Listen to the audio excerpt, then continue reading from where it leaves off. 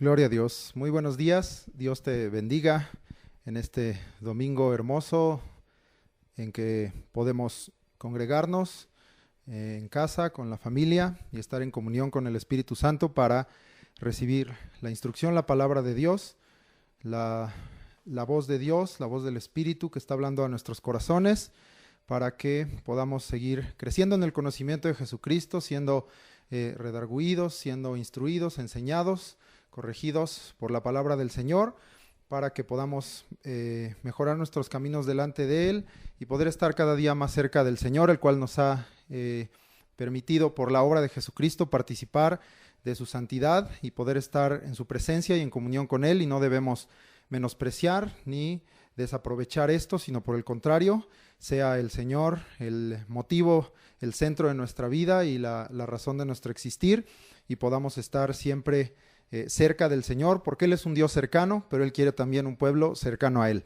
Entonces vamos el día de hoy a esta escuela de crecimiento espiritual, al primer libro de Samuel. Habíamos leído hasta el capítulo 10, habíamos visto cómo el pueblo había desechado a los jueces y sobre todo el gobierno de Dios sobre ellos y la voluntad perfecta de Dios para pedir un rey hombre como todas las demás naciones. Vimos cómo Dios escoge a Saúl, y se le dan desde un principio instrucciones a Saúl y a cualquiera que fuera rey sobre Israel después de él, para que oigan la voz de Jehová, obedezcan, guarden sus mandamientos y lleven al pueblo también a temer a Jehová y a servir a Jehová con todo su corazón y a alejarse de los dioses ajenos y de hacer lo que al pueblo bien le parecía. Entonces, todo esto lo vimos la vez pasada, como también Saúl no solamente fue escogido, fue llamado, escogido por Dios, sino que fue también capacitado y fue ungido, fue lleno del Espíritu Santo de Dios, el cual vino sobre él con poder para que él hiciera las obras de Dios. Entonces, como puedes ver, Dios es un Dios cercano que tiene interés en que su pueblo participemos de las obras de Dios y que seamos usados para las obras de Dios, para la gloria de Dios, y Él nos da todas las herramientas, Él nos da todo lo necesario para que podamos hacerlo, pero Dios nos dio una voluntad, porque somos hechos a su imagen y semejanza, y nos dio voluntad, y entonces cada uno de nosotros debemos estar bien conscientes y claros de qué estamos haciendo con lo que Dios ha puesto en nuestra vida y en nuestras manos, porque al final de cuentas, vimos también la vez pasada que al que Dios más le da, pues más le demanda, ¿verdad? Y al que más le confía, más se le pedirá. Entonces, vamos a ver en estos capítulos del primer libro de Samuel, a partir del capítulo 11 hasta el 15, vamos a ver los primeros años, los primeros 2 años del reinado de Saúl. Vamos a ver la relación, todavía está Samuel presente, de Saúl con Samuel, y Samuel como consejero sobre el rey, ¿verdad? Mostrándole el camino del Señor, el camino bueno y recto, no dejando pues de interceder por él y de hacer pues lo que Dios a Samuel también le estaba mandando. Pero vamos a ver sobre todo lo que Dios deseaba de Saúl y que hubiera en su corazón, y eso me lleva al título que está en uno de los versículos que vamos a ver en estos capítulos, y lo estoy tomando literal, y el tema de este día es: está atento a las palabras de Jehová. Te lo repito, está atento a las palabras de Jehová. Esto es algo que Dios trajo al corazón de Saúl a través de Samuel, de las palabras que Dios le habló a través de Samuel, pero es algo que Dios a través de su espíritu y de esta enseñanza está también mostrando, manifestando a ti y a mí. Dios quiere que seamos siervos, seamos un pueblo atento a las palabras de Jehová.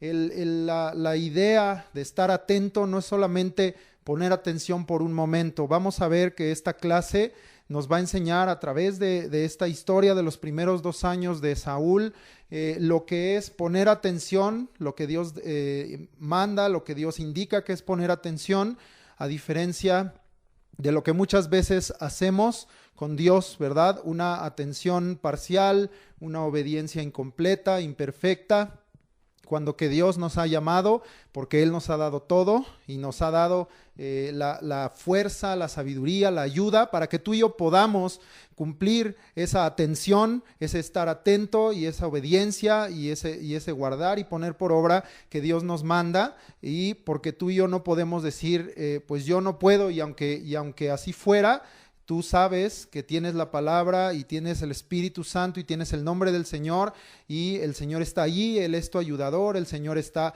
para guiarte, para mostrarte el camino, Él te da las herramientas, Él te capacita, Él te muestra la verdad, Él te ilumina, Él te ayuda para que no tropieces, Él te levanta, Él te fortalece. Mira cómo el Señor hace absolutamente toda la obra en nosotros y a través de nosotros, pero Dios desea solamente una cosa de nosotros: obediencia, estar atento a la palabra de Jehová. Y cuando tú estás verdaderamente atento a la palabra de Jehová, cuando pones atención detalladamente, celosamente, radicalmente a la palabra de Jehová, a las palabras de Dios, a lo que Él nos ha hablado, a lo que está en las Escrituras, a lo que Él desea de nosotros, entonces puedes llevar a cabo lo que Dios te ha mandado hacer y nos ha mandado hacer a su pueblo y a sus hijos, para hacer las cosas conforme a su voluntad. Veíamos la vez pasada que Dios no quiere que el pueblo hagamos la voluntad permisiva, ¿verdad? Lo que nosotros pensamos que se debe hacer,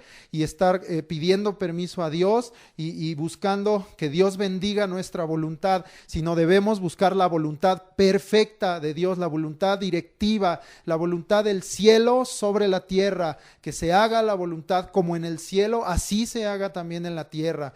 Y esta lección es muy importante, y tenemos que estudiar estos 5 capítulos para poder extraer de toda esta historia pues esta enseñanza, ¿verdad? Como la palabra siempre nos enseña, de lo bueno, pero también de lo malo, de lo que no debemos hacer. La palabra también siempre nos da testimonio de esto, porque Dios no quiere que tropecemos, Dios no quiere que nos equivoquemos, que pequemos contra Él, sino quiere que hagamos las cosas conforme a su voluntad. Por ello, desde la vez anterior, yo les pedí que leyeran primer libro de Samuel del 11 al 14, y dije que iba a tomar el contexto del 15, pero al estar estudiando y mirar la enseñanza que Dios estaba trayendo a través de estos capítulos, vamos a estudiar también el 15, no solo tomar referencias, sino lo vamos a estudiar. De hecho, ese es el capítulo quizá que más nos hemos de ocupar, pero no vamos a dejar de estudiar, porque estas clases de escuela precisamente es una escuela de crecimiento espiritual, es una escuela bíblica. Pues necesitamos escudriñar, necesitamos profundizar en el estudio de las Escrituras, y vamos a ver estos capítulos. Yo les pedí que leyeran en casa por lo menos del 11 al 14, también el 15, y no voy como en otras ocasiones a ir leyendo todo, porque son varios capítulos, y son capítulos algunos largos, algunos de muchos versículos. Entonces lo que voy a hacer es hacerte una narración de lo que está aquí escrito, pero quiero que quede claro que los 15 versículos del 11, los 25 del 12, los 23 versículos del 13, el 14, que es el más largo, sus 52 versículos, y los 35 del 15, todos son parte de esta enseñanza. Yo no estoy dejando, al hacer aquí esta narración de los hechos, no estoy dejando de lado la palabra de Dios, sino todo está tomado de estos versículos, porque a veces en las clases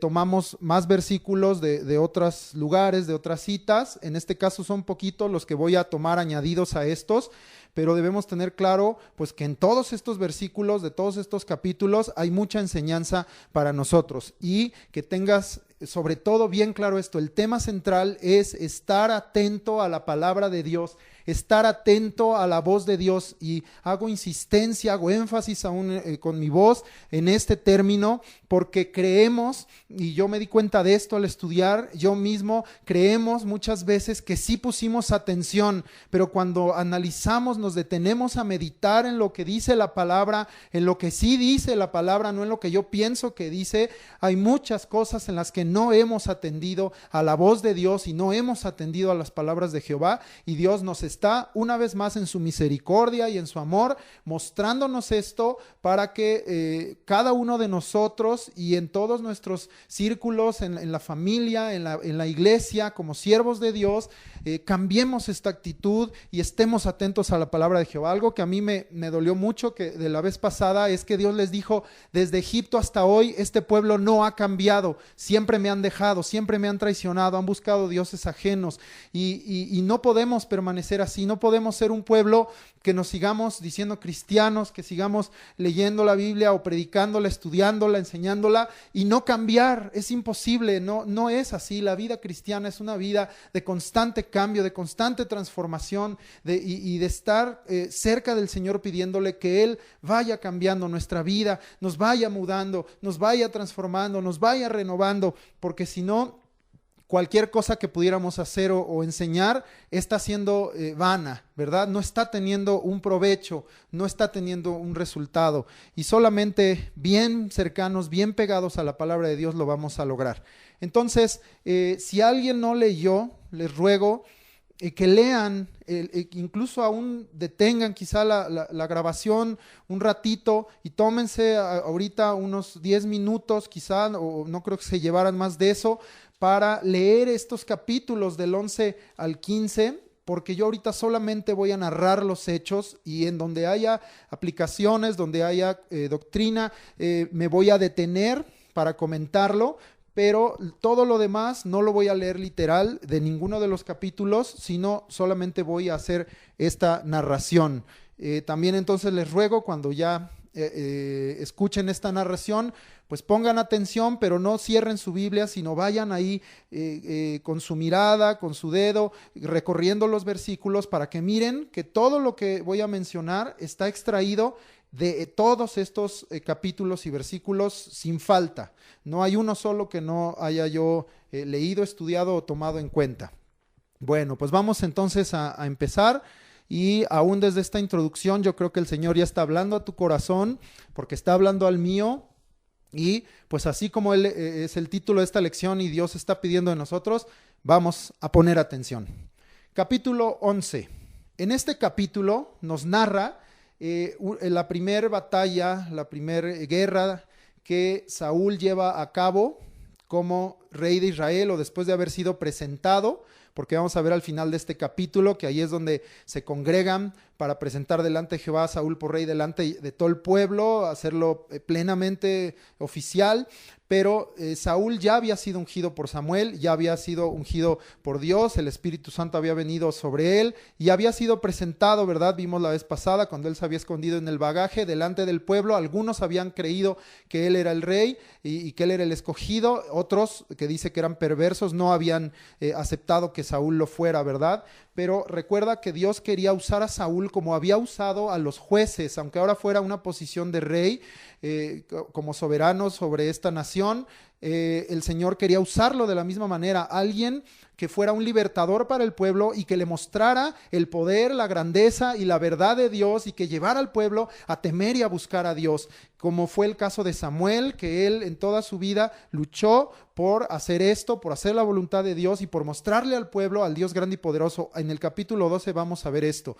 En este capítulo 11 miramos un personaje de los hijos de Amón, Naas amonita. Dice que él acampó contra Jabes de Galaad, es decir, del otro lado del río, en la zona de Galaad, en esta población de Jabes, y la gente de ahí de Jabes le ofreció a este Naas amonita hacer alianza con él y servirle, porque quizá vieron que tenía cierto poder militar, y ellos no. Ahorita vamos a ver por qué en Israel se había debilitado en la cuestión militar y de guerra por causa de los filisteos. Más adelante vamos a entender esto, y ellos le ofrecen hacer una alianza y servirle. Naas amonita, aprovechando esto, les dice que él aceptaría esa alianza, pero con una condición, y era para avergonzar al pueblo y para afrontar no solo a los de Jabes de Galaad, sino a todo Israel. Les dice: les voy a sacar el ojo derecho a todos ustedes, a todos los de Jabes. Pero eso era una afrenta contra Israel. Los ancianos de Jabes, al oír esto, le piden a Anahás, amonita, que les dé 7 días para que ellos pidan ayuda a las demás tribus, al pueblo de Israel, y ver pues si alguien en Israel los defendería. Esto es lo primero, que ellos no debían solamente haber buscado en sus hermanos ayuda o salvación, sino haber buscado a Dios, porque Dios era su ayudador y Dios era su salvador. Cuando ellos hacen esto y las noticias llegan al resto del pueblo, dice la palabra de Dios ahí en el 11, que el pueblo lloró al oír a los mensajeros enviados. Y Saúl se dio cuenta, oyó este lloro, este lamento del pueblo, y preguntó qué era lo que estaba pasando, y le contaron el mensaje de los de Jabes de Galaad, lo que había pasado con este amonita, con este rey amonita.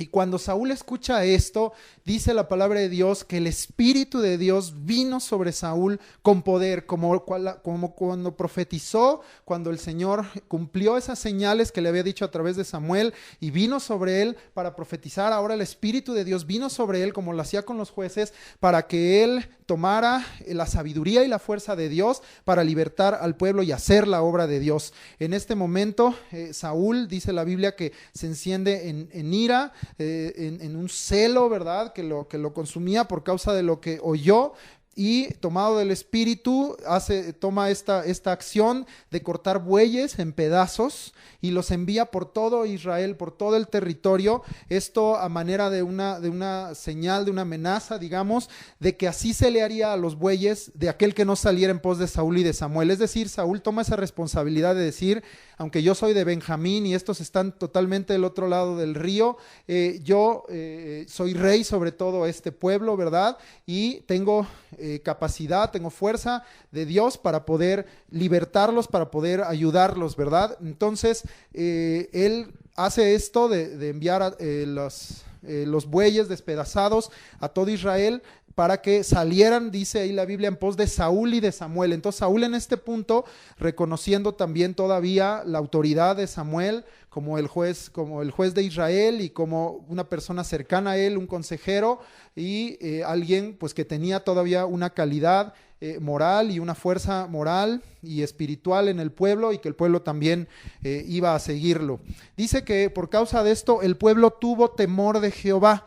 Esto es decir, que no solo les dio miedo lo que hizo Saúl, de algo que pues sería duro de ver quizá, de decir: hoy nos amenazó con que así le va a hacer a nuestros animales si no lo seguimos, sino que fue una obra de Dios en el corazón del pueblo, y el pueblo tuvo temor de Jehová. Y dice que entonces por causa de esto, cuando Dios mueve así las cosas en el pueblo y hace crecer el temor de Dios, y yo le ruego: Señor, haz una obra de que en tu pueblo crezca el temor de Dios, Padre Santo, para que no sea el esfuerzo del hombre, que tengamos que estar, para que me entiendas, gritando en las predicaciones, para que tengamos que estar repitiéndole a los hermanos, como a mí me pasa en la alabanza, casi pidiéndoles: por favor, alza tus manos, por favor, cántale a Dios, por favor, apláudele, por favor, adórale, cuando que no deberíamos, ¿verdad? Sino que el Señor ponga el temor de Dios, que es el principio de la sabiduría, en nuestros corazones, para que en nosotros mismos, sin necesidad de la intervención del hombre, sino por la intervención de Dios, cumplamos lo que Dios nos está mandando. Y entonces dice que el pueblo salió como uno solo, ¿verdad? En una unidad que solo puede venir por causa del Espíritu. Dice allí que sus números eran de 300,000 hombres que salieron a pelear de Israel, y 30,000 de Judá. Hace ahí distinción, separa a los de Judá, ¿verdad? Porque eran la tribu más grande y tenían por sí solos una cantidad muy fuerte, solitos, eran el 10% del ejército total, ¿verdad? Pero también miramos cómo en estas narraciones empieza a haber esa separación, esa distinción entre Israel, como las 10 tribus del norte, ¿verdad? Y los de Judá. Empezaba a haber ahí por lo menos en las menciones que hay en la Biblia, pues una separación o una distinción entre Israel y Judá. Dice entonces que eran 300,000 de Israel y 30,000 de Judá. Y entonces le envían mensajes a los de Jabes. Te sigo narrando esta historia del capítulo 11. Síguela ahí en tu Biblia, ¿verdad? Como te dije, con tus ojos, con tu dedo, y sigue escuchando.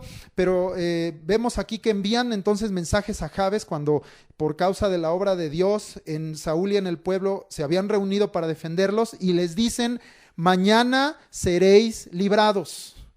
una confianza fuerte, una confianza grande en lo que iba a suceder y en lo que Dios iba a hacer a través de su pueblo, y no les dicen quizá o veremos o vamos a hacer guerra a ver si podemos ayudarles, sino no, mañana seréis librados, ¿verdad? Cuando tú sepas que el Señor te ha tomado y te está usando y te ha dado la fuerza o la capacidad necesaria en ese momento para hacer algo, y tú has buscado a Dios y el Señor te ha entregado esto, sal también entonces con esa firmeza y di en este evento, en esta situación, en esta hora, yo voy a ser victorioso, yo voy a salir adelante, yo voy a ser librado porque Dios está conmigo.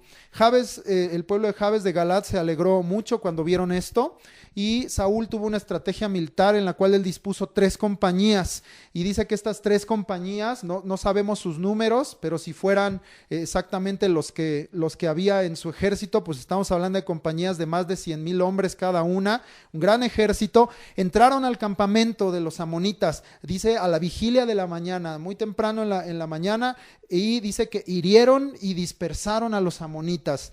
No hay más narración de esto, fue una victoria contundente porque se estaba cumpliendo uno de los propósitos para los cuales Dios había levantado y ungido a Saúl para que él fuera libertador sobre Israel. Cuando se le levantó, Dios le dijo a Samuel que este es el que los iba a libertar de los filisteos, pero Israel tenía muchos enemigos y aquí había venido uno a amenazar al pueblo de Israel, y se había levantado Saúl, y había sido a través del cual el pueblo había despertado para venir a hacer esta guerra, la cual Dios pues les entregó porque hirieron y dispersaron a los amonitas. Aquí viene una narración al final en donde dice que el pueblo, viendo lo que Saúl había hecho, reconociendo, digamos, su liderazgo, la autoridad que Dios le había puesto, el pueblo pidió matar a aquellos del capítulo 10 que decían que Saúl no debía reinar, pero Saúl les dice que en ese día nadie moriría por una razón, dice, porque este es día de salvación de Jehová en Israel. Dios ha hecho esta obra no solo a través de nosotros, sino a favor de nosotros. Y hoy no es día de que haya muertes, hoy no es día de que haya división o separación en el pueblo, sino hoy es día de salvación de Jehová. Es decir, también estaba manifestando en ese sentido una virtud espiritual y moral de ser un rey misericordioso o clemente, ¿verdad? No solamente un rey fuerte en guerra, en batalla, poderoso, sino también un rey grande en misericordia. Entonces, son virtudes que Dios deseaba en un rey, y estas las vamos a estar estudiando muy ampliamente con David. Entonces miramos que estos primeros pasajes, Saúl, tomado del Espíritu de Dios, estaba haciendo la obra del Señor. Lamentablemente vamos a ver más adelante que rápidamente en el corazón de Saúl, y por lo tanto en sus palabras y en sus obras, esto se diluyó y él se fue alejando de Dios. Entonces, aquí al final del capítulo 11, Samuel congrega a todos en Gilgal. Sabemos que habían estado inicialmente cuando cruzaron el río en Gilgal, ¿verdad? Y ahí tenían el tabernáculo y el arca de Dios, y después se habían movido a Silo en tiempo de los jueces, estaban en Silo, pero vamos a ver que muchas de las cosas que sucedieron en el reino de Saúl, el nombramiento, cuestiones de guerra, Gilgal es bastante mencionado. Entonces era un tipo, aunque el arca estaba en Silo, Gilgal seguía siendo un tipo de capital, digamos, política en Israel, ¿verdad? Y el rey Saúl desde ahí hizo muchas de las cosas de su reino. Entonces Samuel congrega a todos allí en Gilgal para investir a Saúl por rey. Era un tipo como de confirmación de algo que ya había dado Dios, que ya se había presentado al pueblo, pero a través de este primer acto de liberación, como un ungido de Dios, como el ungido de Dios para ser príncipe sobre Israel, se hace esta investidura a Saúl por rey, dice, delante de Jehová en Gilgal, ¿verdad? Tomando en cuenta a aquel que hizo todo, ¿verdad? No solo era la investidura de un rey y honrar a un rey, sino honrar al que lo hizo rey y honrar al que le dio el poder y la fuerza para libertar. Ahí al final dice que sacrificaron ofrendas de paz a Jehová y se alegraron grandemente. Entonces, esta es la narración de una primer guerra, de un primer conflicto, y en este caso miramos cómo fue una victoria contundente cuando 3 cosas sucedieron aquí. Primero, se tomó en cuenta a Dios y el Espíritu de Dios fue el que vino sobre su siervo, sobre su ungido con poder. Segundo, que el pueblo tuvo temor de Dios y por causa de ello participaron de lo que Dios estaba mandando a hacer, de lo que era la voluntad de Dios en este asunto, para que finalmente hubiera un resultado, el día de salvación de Jehová.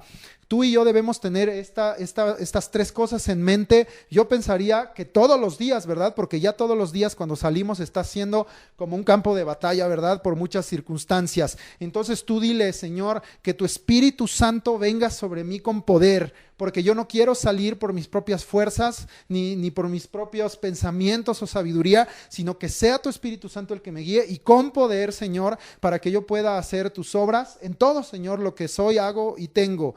Y pon temor de Dios en mi corazón, Padre, para que yo no use este poder y esta llenura y la unción de tu Espíritu Santo mal, Señor, sino que haya temor de Dios en mi corazón para que yo haga tus obras, Padre Santo, para que yo testifique de ti en todo lo que viene, Señor, delante de mí en este día o en este tiempo o en esta circunstancia. Y finalmente yo creo, Señor, porque así dice tu palabra, que anunciemos tu misericordia por la mañana, que no es por causa mía, sino, Señor, es por tu amor, por tu gracia y tu misericordia que haces esto. Pero yo creo, yo declaro que es día de salvación de Jehová, y yo voy a anunciar a la noche, cuando yo regrese a casa o cuando esté a punto de irme a dormir, que tu fidelidad es grande, Señor, y que tú has cumplido. Esto es quizá una manera de rogar, de clamar a Dios todos los días y de estar pidiendo al Señor esa llenura, ese temor de Dios, estar cerca de Dios para que Dios esté cerca de nosotros y sea día de salvación de Jehová en tu vida, en tu casa, en tu negocio, en cualquier situación que se presente delante de ti. Vamos entonces al capítulo 12. Yo tomé la vez pasada del versículo 13 al 25 en la aplicación de las exhortaciones que le hizo Samuel al pueblo, pero vamos a volver a leer o a analizar este capítulo. Vamos a ver lo que contiene, ¿verdad? Y no deja de estar obviamente ese contexto en el cual Samuel, esta es la tercera ocasión en que él exhorta al pueblo para que vuelvan a Dios. El hecho de tener un rey ya había sucedido. Saúl, vamos a ver ahí en el capítulo 13, que esto fue transcurriendo en su primer año, e incluso ya estaba corriendo el segundo año, fueron los primeros años de su reino. Eso ya era una realidad en Israel, ¿verdad? Sin embargo, Samuel los impulsa y les dice, a pesar de esto, de que hicieron algo malo delante de Dios, y se los vuelve a decir, yo los invito a hacer lo recto, lo bueno delante de Él, a obedecer, a guardar sus mandamientos. Y esta es una instrucción para todos, para el rey y para el pueblo, para que Dios nos bendiga, para que Dios nos ayude, para que Dios nos guíe, para que ya no estemos cometiendo errores, para que ya no estemos tomando decisiones fuera de la voluntad de la palabra de Dios. Todo eso es este capítulo 12, en donde Samuel hace pues una defensa, ¿verdad? De la verdad de Dios, una defensa de lo que es lo justo delante de Dios. Y lo justo es, y empieza a entrar Samuel en tema de lo que estamos hablando aquí, es oigan y obedezcan las palabras de Dios. Vamos a este capítulo 12. Dice ahí al principio que Samuel le habló a todo Israel y les dijo varias cosas. Primero les dijo, pues he oído su voz y les he puesto rey. Como te dije, esto ya es un hecho, esto ya sucedió. Y su rey va delante de ustedes, y aún todavía señala, mis hijos permanecen por jueces. Es decir, ustedes no son un pueblo que no tenga autoridad o que no tenga, para que me entiendas, maneras en que Dios hable y obre para con ustedes, ¿verdad? Pero él dice, yo soy viejo, yo soy de canas ya era un hombre grande para esto. Y dice, y toda mi vida les he servido, he andado delante de ustedes, dice, desde mi juventud. Y Samuel entonces, yo pienso, porque aquí pareciera que está haciendo una defensa solamente de su ministerio y de su persona, de su calidad moral, espiritual, pero yo creo que su mensaje va más allá. Cuando alguien puede dar un testimonio así, como el apóstol Pablo defendiera también el ser apóstol precisamente, y pareciera que está hablando de sí mismo, pero en realidad está hablando de la obra de Dios en él y a través de él, como diciendo, ¿por qué han desechado a alguien que ha hecho una obra íntegra, completa en mí, y que Dios me usó y me tomó desde joven y tomó mi corazón y me usó usó para sus obras, y yo quiero que ustedes atestiguen si yo he hecho algo malo delante de ustedes, ¿verdad? Porque Samuel sentía, aunque Dios le había dicho que habían rechazado a Dios por rey sobre ellos, pero también Samuel pues sabía o entendía el rechazo, ¿verdad?, a los jueces y al gobierno de Dios a través de los jueces, siendo él el juez sobre Israel. Entonces él les dice, aquí estoy. Es decir, cuando alguien anda en rectitud, pues no se esconde, ¿verdad? Cuando alguien anda en rectitud dice, aquí estoy, ¿verdad? Aún delante de falsas acusaciones, testimonios, aún hoy en día sucede, un siervo recto, un siervo verdadero, un siervo honesto dice, aquí estoy y aquí está mi testimonio, y yo he buscado hacer lo bueno delante de Dios y Dios testifica de mí, pero también muchos que me conocen pueden dar testimonio de mí, ¿verdad? Y esto es válido. Y entonces les dice, atestiguen ustedes, pueblo, delante de Jehová y de su ungido. Aquí está Saúl, aquí está el rey. Atestiguen delante de ellos, de Jehová y de su ungido, si yo he tomado algo, si yo he calumniado, si yo he agravado, si he tomado cohecho, si algo malo he hecho, incluso les dice, yo lo restituiré.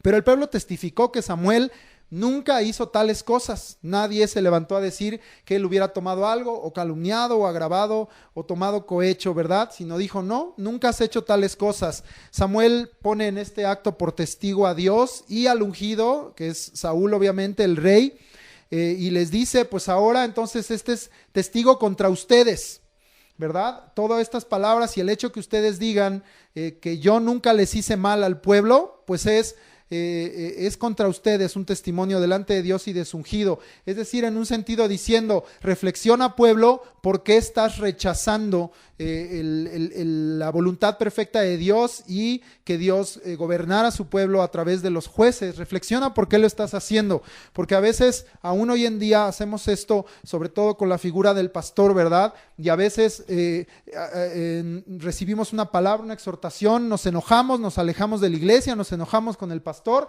y luego viene alguien y nos dice, oye, ¿por qué te fuiste? ¿Por qué te enojaste? Es que el hermano, el pastor, no tiene amor. ¿Por qué? ¿Qué te dijo? Pues me dijo mi verdad, me dijo esto, me dijo esto, me dijo esto, y la otra persona te dice, oye, pues te dijo la verdad y te dijo todo lo que está mal y te dijo todo lo que tienes que corregir. ¿Por qué entonces te enojaste, verdad? Cuando que te está hablando algo que es sano para tu vida, está buscando tu bien, no está buscando destruirte, está buscando edificarte, está buscando ayudarte, ¿verdad? Y entonces uno entra en reflexión y dices, ¿es verdad? O sea, él no me hizo ningún mal, sino yo, mi corazón, mis pensamientos que no aceptaban estas palabras, pues son las que me hicieron mirar como si fuera algo malo. Entonces Samuel los quiere llevar al pueblo a una reflexión, porque esta reflexión pues los va a hacer también que más adelante él les pueda decir, ya no de Samuel, porque primero habla pues de él, de su persona, sino todo lo que injusto que han sido el pueblo con Dios. Entonces Samuel pone por testigo a Dios y al ungido, y el pueblo contesta, así es. Entonces dice, sí, o sea, así testificamos y aceptamos que se ha dado testimonio de esto. Samuel entonces, como te digo, les declara la obra de Dios y les dice, con Moisés y con Aarón Dios los sacó de Egipto, les vuelve a recordar. Y hay veces que decimos, ay, otra vez, pues es que es necesario que muchas veces se nos recuerde lo que Dios ha hecho en tu vida, en lo que Dios te ha ayudado, cómo Dios te salvó, cómo Dios te rescató, cómo te sacó de las tinieblas, cómo te sacó del hoyo y te trasladó a la luz admirable, cómo puso tus pies sobre la peña. Es necesario que se te recuerde o que tú lo estés recordando, ¿verdad? Y no es una cosa que arte o que canse, sino es acordarnos de los testimonios de las obras de Dios para que volvamos, ¿verdad?, a reconocer a Dios. Y él les dice, con Moisés y con Aarón los sacó de Egipto, pero ustedes como pueblo se olvidaron de Jehová. Y dice, él también los libró, toma ahí pasajes de lo que sucedió en tiempos de los jueces, los libró de Sísara, que eso fue en tiempos de Débora y Barak, y dice, y los libró de los filisteos, y los libró de Moab, y cuando ustedes clamaron, a pesar de que ustedes habían olvidado a Dios, el día que clamaron y le dijeron a Dios, líbranos Señor y te serviremos, y vamos a dejar a los dioses ajenos, dice, Dios los oyó y envió a Jerobaal, que es Gedeón, sabemos, a Barak, a Jefté y a Samuel, y los libró de sus enemigos y ustedes habitaron seguros. Entonces, como te digo, Dios nos sigue amando, sigue teniendo misericordia, aunque muchas veces somos bien duros con Él y somos injustos con Él. Cuando Dios mira que nos volvemos sinceramente delante de Él, Dios nos vuelve a manifestar su salvación y su libertad y su misericordia a través de sus obras poderosas.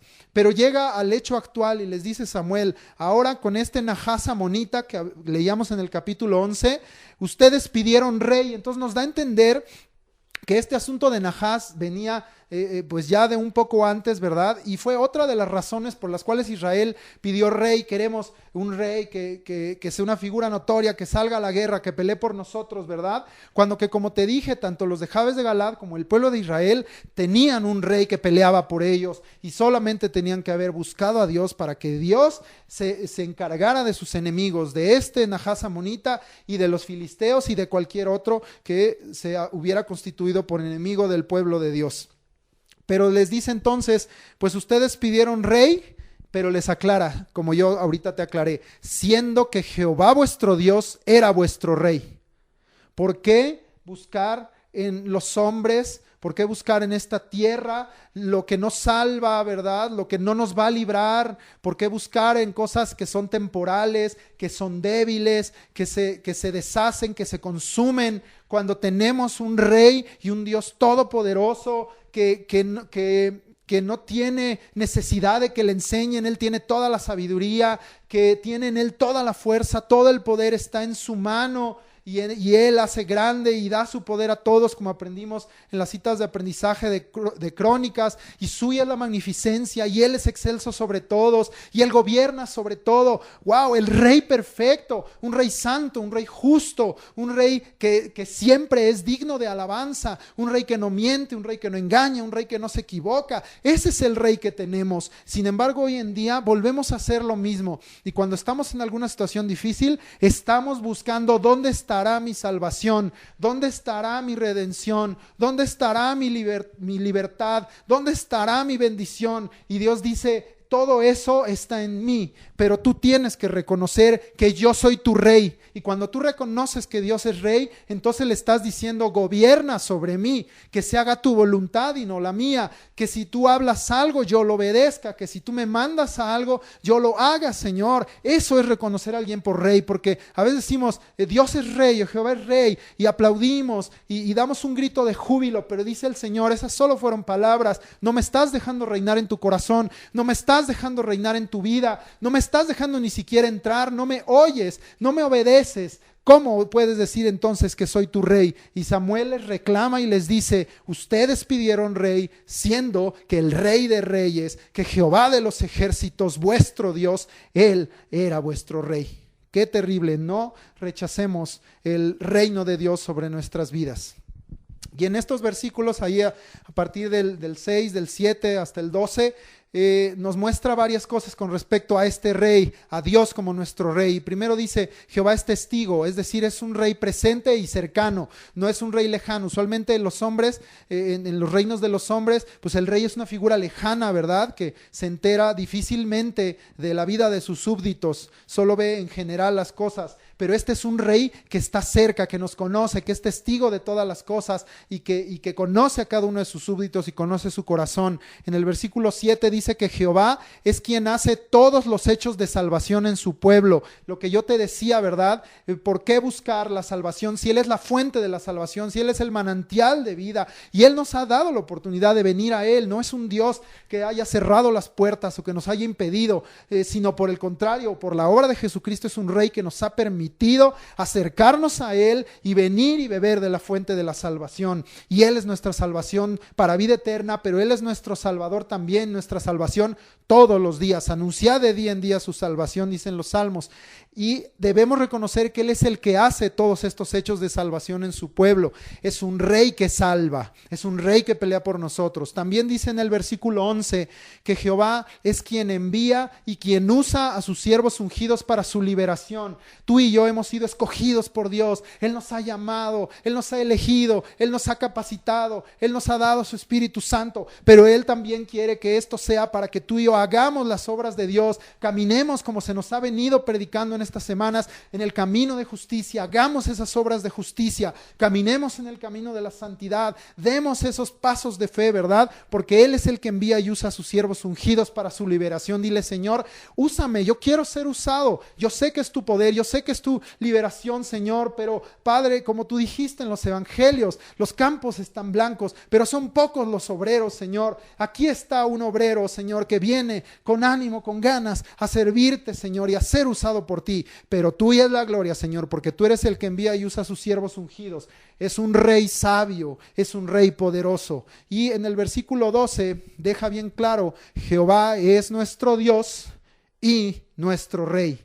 Él es todo para nosotros, ¿verdad? Yo pienso lo grande, digamos, de la figura de un rey, pero pienso en lo grande, en lo tremendo de la figura de reconocer a Jehová como nuestro Dios. Nos decían el domingo pasado, ¿verdad? Que Él es rey eternamente, que Él es rey sobre toda la tierra, que Él es el rey de los santos, que Él es gran rey, ¿verdad? Entonces, wow.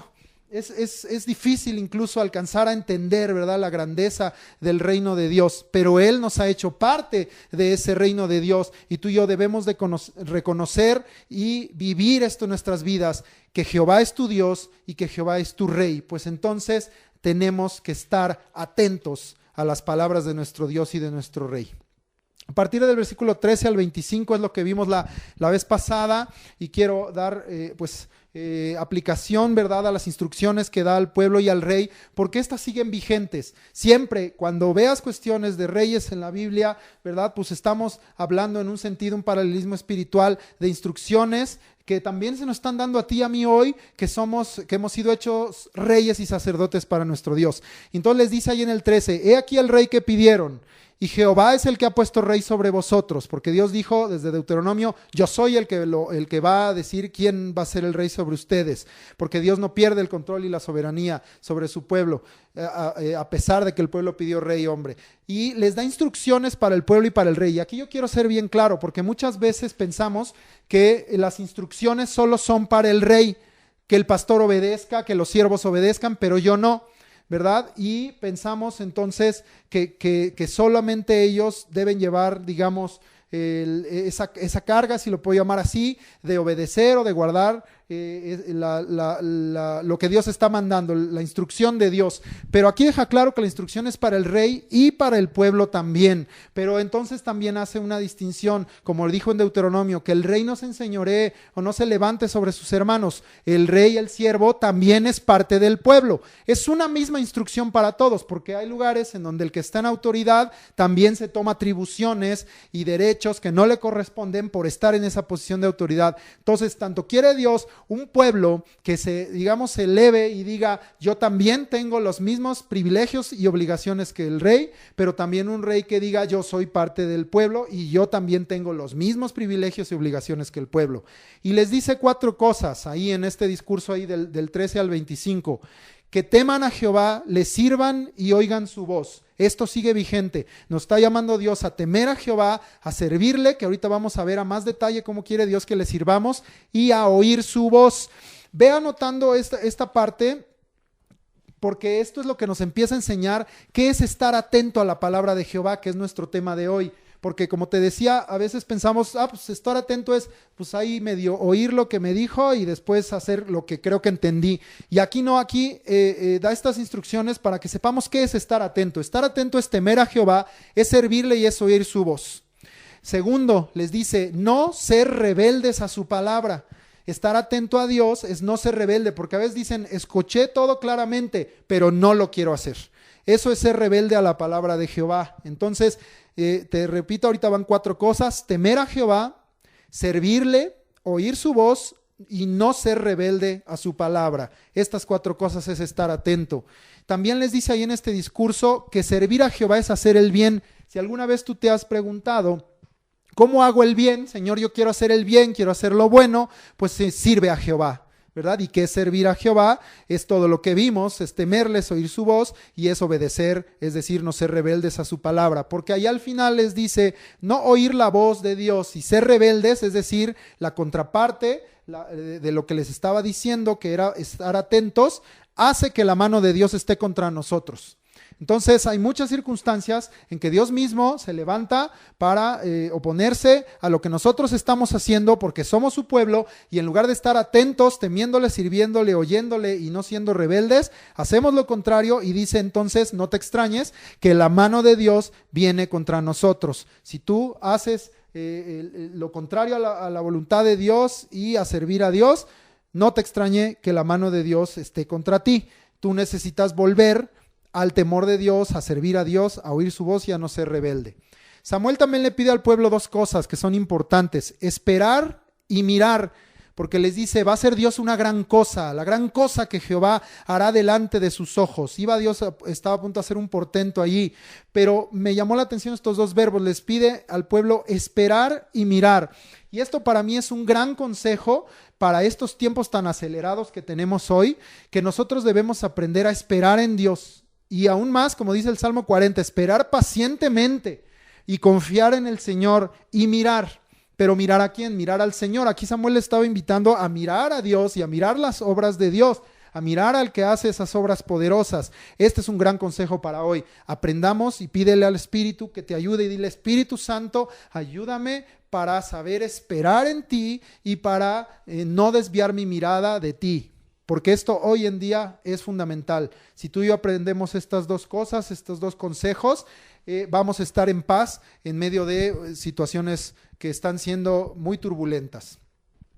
¿Cuál iba a ser esta gran cosa que Jehová haría? Dice que en tiempo de la siega del trigo, que entendemos pues no era tiempo de lluvia, Samuel clamaría y Dios daría truenos y daría lluvia en tiempo en que no debía suceder esto. Esto es un portento de Dios. Usando de la naturaleza, Dios todo lo hace con un propósito. ¿Y cuál era el propósito en este caso? Que conocieran y vieran que la maldad del pueblo era grande ante los ojos de Dios al haber pedido rey, al haber hecho la voluntad permisiva, ¿verdad? Entonces, como te dije al principio, Samuel está exhortándoles. Y así sucedió, porque dice que el pueblo, Dios hizo esto, trajo truenos, trajo lluvia, y el pueblo tuvo gran temor de Jehová y de Samuel.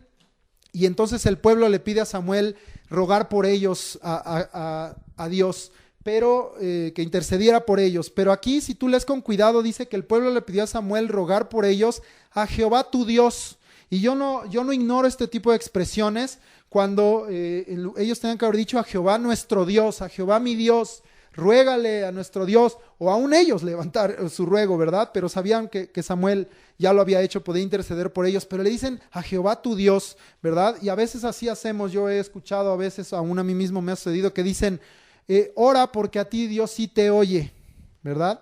Y yo cuando me dicen eso les digo, oye, pero si también es tu Dios, pero si a ti también te oye, y si no te está oyendo, pues es porque hay algo que está estorbando que Dios pueda escucharte, ¿verdad? Porque sabemos, como dice en Juan, que Dios no oye a los pecadores, pero al que hace su voluntad y al que es temeroso de Dios, a ese oye. Entonces yo les digo eso, oye, pues analiza por qué Dios no te está oyendo, por qué tienes que venir a decirme, ora por mí, porque a ti Dios sí te oye. Al pastor también le hacen luego este tipo de expresiones. Entonces no alejes a Dios, no digas Jehová tu Dios, sino di Jehová mi Dios y acércate tú personalmente al Señor. Y entonces ellos piden que Samuel ruegue para que no murieran, porque ellos reconocen, dicen, a todos nuestros pecados que ya teníamos, hemos añadido este mal. Bueno, si ya entendieron que era un pueblo lleno de pecado y que esto estaba mal, ¿por qué no se arrepintieron, verdad? Ellos tenían entonces que haber vuelto su corazón a Dios y haberle pedido perdón al Señor por todos sus pecados y por este mal añadido. Samuel les afirma, sí, ustedes hicieron mal, ¿verdad? Es decir, no consintió, porque a veces nos pasa eso, ¿verdad? Que nos conmueve cuando alguien se quebrantó algo y bueno, ya pasó. No, Samuel les estaba diciendo, es que sí hicieron mal. Y no es que yo sea cruel, no es que no tenga misericordia. Más adelante les va a decir, yo siempre voy a rogar por ustedes y siempre voy a enseñarles lo bueno y yo no los voy a dejar como Dios no los va a dejar. Pero si algo está mal y se los tengo que decir y se los estoy diciendo. Pero ahí entonces Samuel viene esta parte en donde él es un siervo conforme al corazón de Dios y les dice, no teman no teman, porque como te dije, pues yo voy a seguir rogando, instruyéndolos, pero les dice dos cosas. Si no se apartan de Dios y le sirven de todo corazón. Es decir, si hay condicionantes para que la misericordia de Dios se siga extendiendo en este sentido sobre nosotros, ¿verdad? Porque a veces solo queremos la misericordia de Dios y seguir en el pecado y seguir en la desobediencia y seguir en el pecado y seguir en la desobediencia, total que Dios es misericordioso, pero eso es como tentar a Dios y estar provocando al Señor a ira. Entonces Él les dice, hay condicionantes para esto, si no se apartan de Dios y le sirven de todo corazón. Y segundo, les dice, si no se apartan a cosas vanas que no aprovechan ni libran, que son vanidades, dice ahí. Si tú quieres entender qué son las vanidades o qué es algo vano, pues ahí está bien clara esa definición. Es lo que no aprovecha ni libra. Cualquier cosa que no aproveche es vana. Y cualquier cosa en donde tú busques salvación, redención, libertad, que no lo dé, es vana. Entonces les da estas dos condiciones. Si no se apartan de Dios y le sirven de todo corazón, pues Dios va a seguir manifestando su misericordia. Y si no se apartan a cosas vanas, claro, haciendo un señalamiento muy directo aquí al asunto de la idolatría y de los dioses falsos, ¿verdad?, que el pueblo tenía. Entonces dice, si ustedes cumplen estas dos condiciones, Dios no los desamparará por dos razones.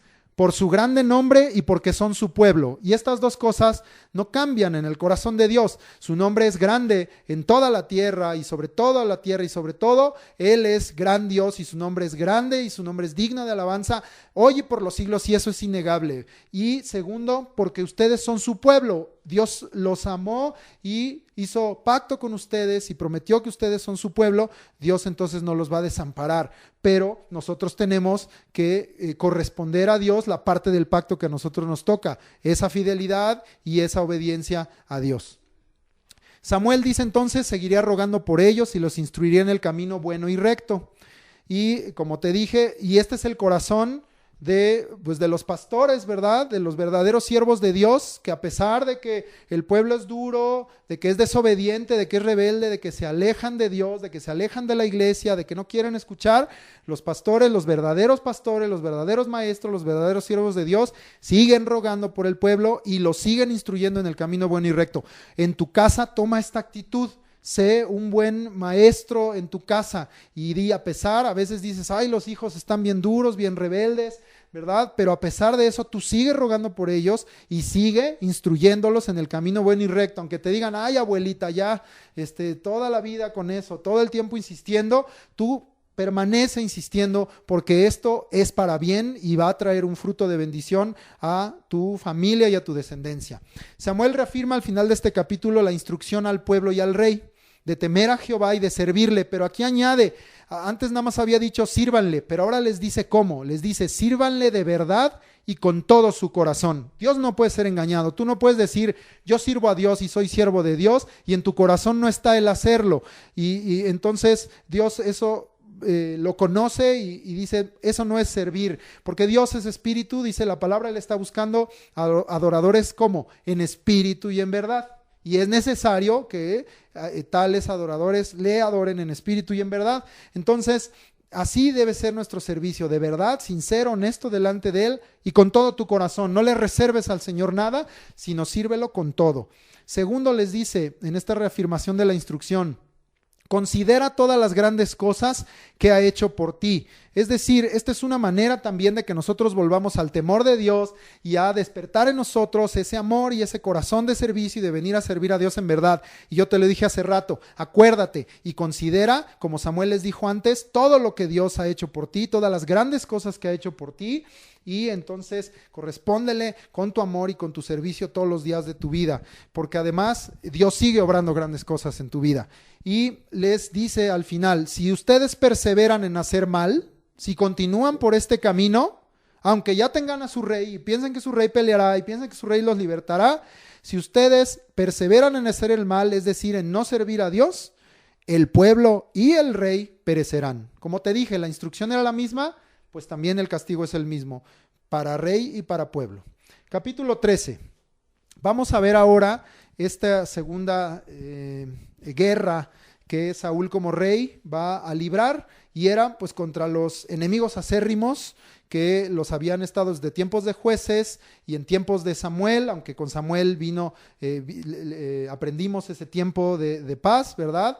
Y de que ellos se fueron del territorio de Israel, pero sabemos que habían vuelto y que estaban controlando muchas cosas ahí, que estaban dando mucha lata al pueblo, y viene este asunto de una guerra con los filisteos, que es para lo que Dios había levantado, había ungido a Saúl por rey, para que él los libertara de los filisteos.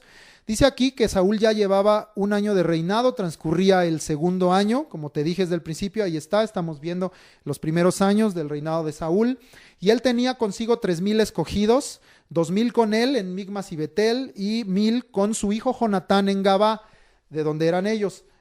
Aparece este nuevo personaje en la historia, Jonatán, el hijo mayor de Saúl, Jonatán, que pues va a tener de ahorita en estas historias y con David importancia este personaje. Entonces narra este capítulo 13 que ya existía, digamos, esa tensión, ese digamos rumor, esa posibilidad de guerra con los filisteos, y Jonatán, en un acto de valentía, se levanta y ataca a la guarnición filistea que estaba en el collado de Dios, ¿recuerdas? Enfrente de donde Saúl profetizó, ¿verdad? Donde Dios lo tomó, ahí en ese que está mencionado, collado de Dios, estaba una guarnición filistea, un campamento filisteo, y dice que Jonatán atacó esta guarnición y oyeron de esto los filisteos que estaban en su tierra, ¿verdad? Saúl, al enterarse de esto que hizo Jonatán, toca trompeta, es decir, hace notorio esto a todo Israel se entera del ataque a la guarnición, pero también del enojo de los filisteos, y pues entendiendo que venía un tiempo de guerra, el pueblo se junta una vez más en Gilgal. Los filisteos también juntan su ejército, se juntan en Micmas, y dice que tenían 30,000 carros, 6,000 de a caballo, y un pueblo numeroso incontable como la arena del mar. Vino con toda su fuerza a los filisteos para pelear esta guerra. Por causa de esto, el pueblo, dice la Biblia, que se vio en estrecho, es decir, se vio en aprieto. Vieron lo que venía y pues les entró miedo, ¿verdad? Y dice que se escondieron en cuevas, en peñas, en cisternas, en donde pudieron se escondieron. Incluso dice que algunos de ellos se fueron totalmente al otro lado. Recuerda que los filisteos venían del lado poniente, del lado occidental, del mar Mediterráneo hacia Israel. Y dice que algunos se fueron al oriente totalmente, a tierra de Gad, a tierra de Galad, pero Saúl decidió quedarse ahí en Gilgal. Él permaneció ahí firme.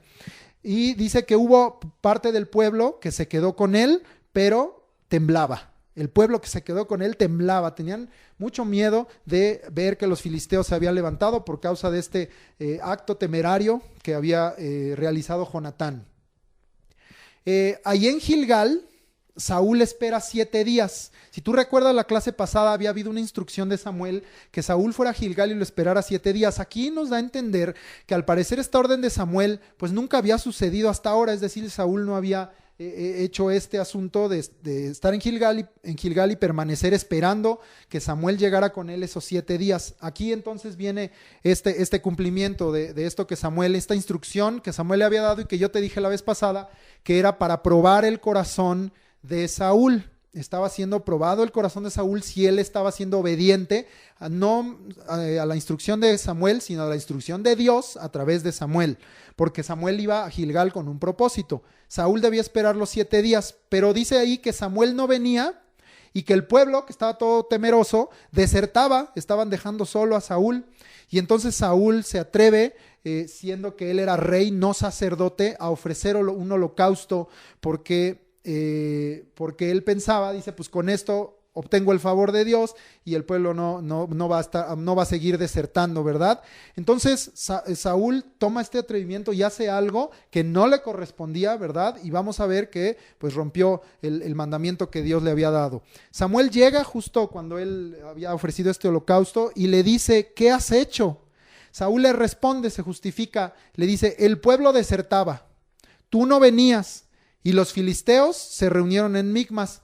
Yo no había implorado el favor de Dios y entonces pues me esforcé, yo como hombre, con mis propias fuerzas, mis propios pensamientos, y ofrecí holocausto antes de que descendieran los filisteos. Así muchas veces aprendamos a no hacer así, a no hacer como hizo Saúl, de decir, pues es que la situación está difícil y ahora ya se complicó más y no veo que suceda. Y aunque yo sé que que tengo que esperar en Dios y mirar en Dios, pues voy a ver ahora cómo resuelvo sin buscar el consejo de Dios y sin esperar, y más aún si Dios ya te ha dado alguna instrucción, pues hay que esperar al cumplimiento de lo que Dios ha dicho. Pero él no, él dice todas estas razones y dice, entonces pues yo ofrecí el holocausto para buscar el favor de Dios. Samuel le contesta, locamente has hecho. ¿Por qué? Porque le dice, no guardaste el mandamiento que Dios te había ordenado, que le había mandado Dios. Cuando vayas a Gilgal, espera 7 días para que venga Samuel y él sea el que ofrezca los holocaustos, la ofrenda de paz para buscar el favor de Dios. Y si tú obedeces esto, es decir, ¿qué tenía que hacer Saúl? Solo esperar. El que iba a hacer los holocaustos era Samuel y el que iba a obrar y darle la victoria por causa de la obediencia era Dios. ¿Quieres obtener victorias? Aprende a obedecer, aunque a veces el obedecer sea esperar, aprende a obedecer, porque muchas veces no recibimos la victoria, no recibimos bendición que habíamos recibido o Dios nos había hablado. ¿Por qué no la tenemos? Porque no obedecimos a lo que Dios nos mandó a hacer, ¿verdad? Y aquí solamente él tenía que haber esperado y dice, no guardaste el mandamiento que Dios te había ordenado. Ahora Jehová hubiera confirmado tu reino para siempre. Como te dije entonces, Saúl estaba siendo probado. Dios lo había puesto por rey, pero Dios quería confirmar y afirmar su reino. Y le dice Samuel, hubiera confirmado tu reino, pero ahora tu reino no será duradero. Jehová ya se buscó a un varón conforme a su corazón. Dios ya había determinado en su voluntad perfecta y en su control sobre el cronos del hombre, pero en el kairos, en el tiempo de Dios, un varón conforme a su corazón, que sabemos, lo vamos a ver la próxima clase, va a ser David, el hijo de Isaí, porque muchas veces entendemos que hasta el capítulo 15 es cuando Saúl fue desechado por causa de su desobediencia, pero miramos que aquí, desde aquí, ya le está diciendo, tu reino no va a ser confirmado, tu reino no va a ser duradero, y Dios ya ha buscado un varón conforme a su corazón para que él para que Dios lo designe por príncipe sobre su pueblo, y le vuelve a decir, porque tú no guardaste lo que Jehová te mandó. De ahí Samuel se va de Gilgal y se va a Gabá. Y Saúl se queda solo con 600 hombres. Imagínate, habíamos visto el tamaño de ejército que tenía. Y además él se había asignado 3,000, 2,000 con él, 1,000 con Jonatán. Pues en ese momento solo se quedó con 600 hombres. Son los únicos que tuvieran miedo o no, permanecieron con él. Y dice ahí también en este capítulo que Saúl y Jonatán, su hijo, y los que estaban con ellos, también se quedaron ahí en Gabá. Es decir, todavía estaban cerca Samuel ahí de ellos. Los filisteos tomaron una estrategia y enviaron merodeadores en 3 escuadrones hacia Ofra, hacia Bet-Horón, hacia Seboim, o sea, para que te imagines, al norte, al oriente, al sur. Entonces, cuando alguien pues toma esta estrategia de mandar una avanzada, es para pues mirar las fortalezas del enemigo, para mirar, son estrategias militares, ¿verdad? Para mirar si puede hacer a lo mejor algún daño previo o si puede tomar alguna ventaja, porque se acercaba ese tiempo de la guerra. Y ¿cuál era la situación de Israel para esta guerra? Dice ahí en este capítulo 13 que en Israel no había herreros, porque los filisteos en ese tiempo los controlaban para que Israel no tuviera armas. Israel solo podía bajar a los filisteos, a los herreros de los filisteos, para afilar sus instrumentos de arado por un precio. Nos describe ahí que solo podían afilar sus instrumentos por un precio, pero no tenían armas, no podían tener armas. Y dice ahí la Biblia, Israel no tenía espada ni lanza. Pero mira qué importante, y me detengo en esa frase, Israel no tenía espada ni lanza. No nos ha dicho el Señor que no es con ejército ni con fuerza, sino con su Santo Espíritu. Esto está escrito en la palabra más adelante en Zacarías, esta revelación para Zorobabel, pero es algo que a través del tiempo Dios les había demostrado. No era su espada lo que había libertado al pueblo del ejército de Faraón y de Egipto. No era su ejército, su espada, lo que en tiempo de los jueces los había libertado, ni en tiempos de Samuel, sino era Dios el que había dado esa victoria. Era el Dios el que había movido las cosas, el que había hecho cosas de confundir al enemigo o de cosas de portentos usando de la naturaleza, ¿verdad? Haciendo descender fuego del cielo, haciendo muchas cosas, pero era Dios. ¿Y ¿qué importaba que Israel no tuviera espada ni lanza? ¿Por qué hacerle más caso al enemigo? El enemigo estaba diciendo, tú no tienes con qué defenderte porque yo controlo a los herreros. Así muchas veces hoy el enemigo nos quiere hacer sentir y pensar eso. Tú no tienes con qué defenderte, tú no tienes las armas, tú no tienes la capacidad, no tienes la fuerza, no tienes a lo mejor la inteligencia, no tienes el dinero, no tienes, te voy a ganar. Y tú y yo entonces debemos decir, pues aunque yo no tuviera espada y no tuviera lanza, Jehová peleará por mí, ¿verdad? Porque no es con ejército ni con fuerza, sino con su Santo Espíritu, y porque las armas de nuestra milicia no son carnales, son poderosas en Dios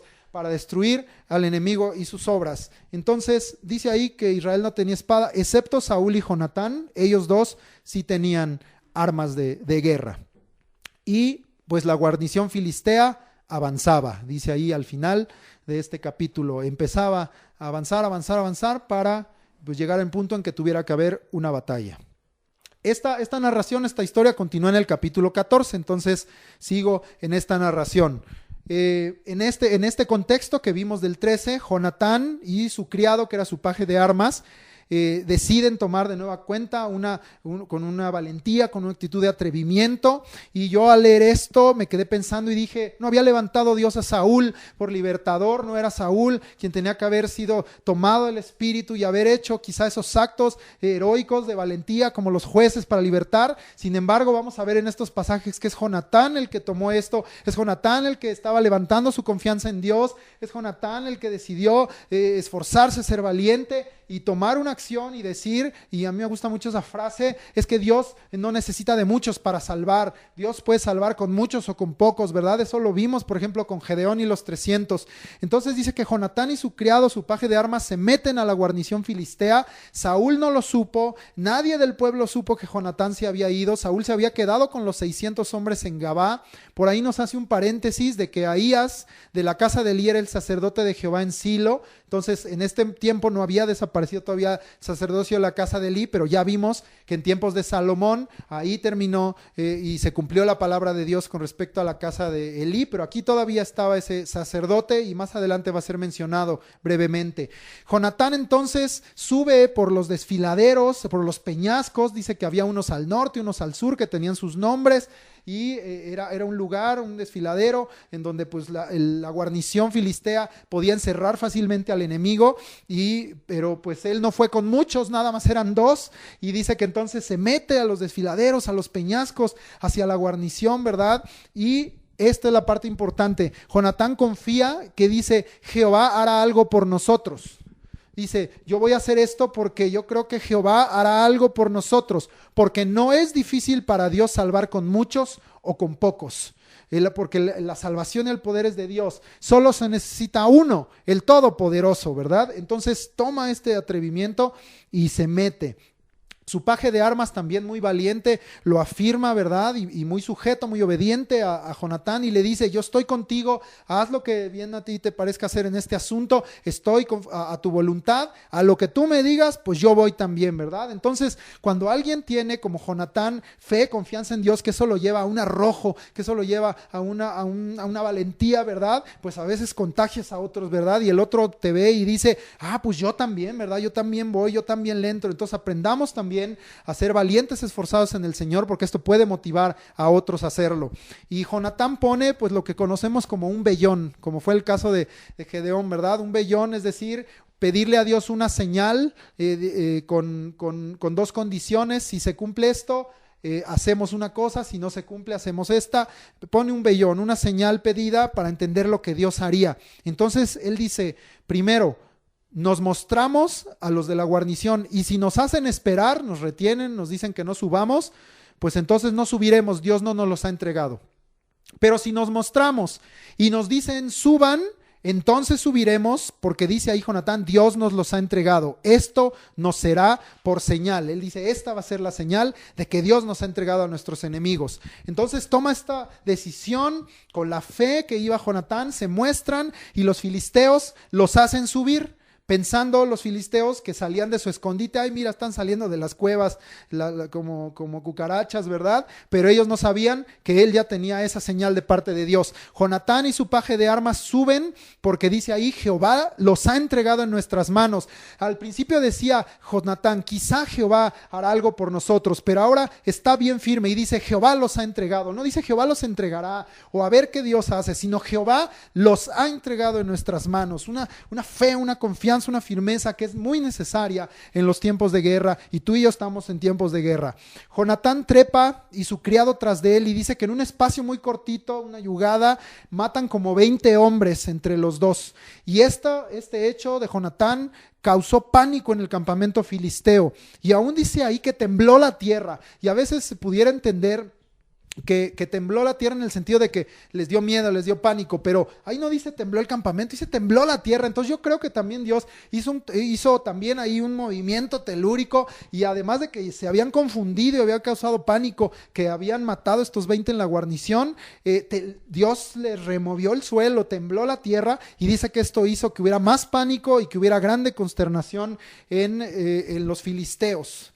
Saúl, que se había quedado en Gabá con los 600, de pronto mira cómo se empiezan a deshacer todas las filas, todo el orden de los filisteos y cómo empezaban a huir, ¿no? Y dice, aquí está pasando algo. Y entonces él pide pasar revista, pasarle lista, digamos, a su ejército, y se da cuenta que solo faltaban dos, Jonatán y su paje de armas.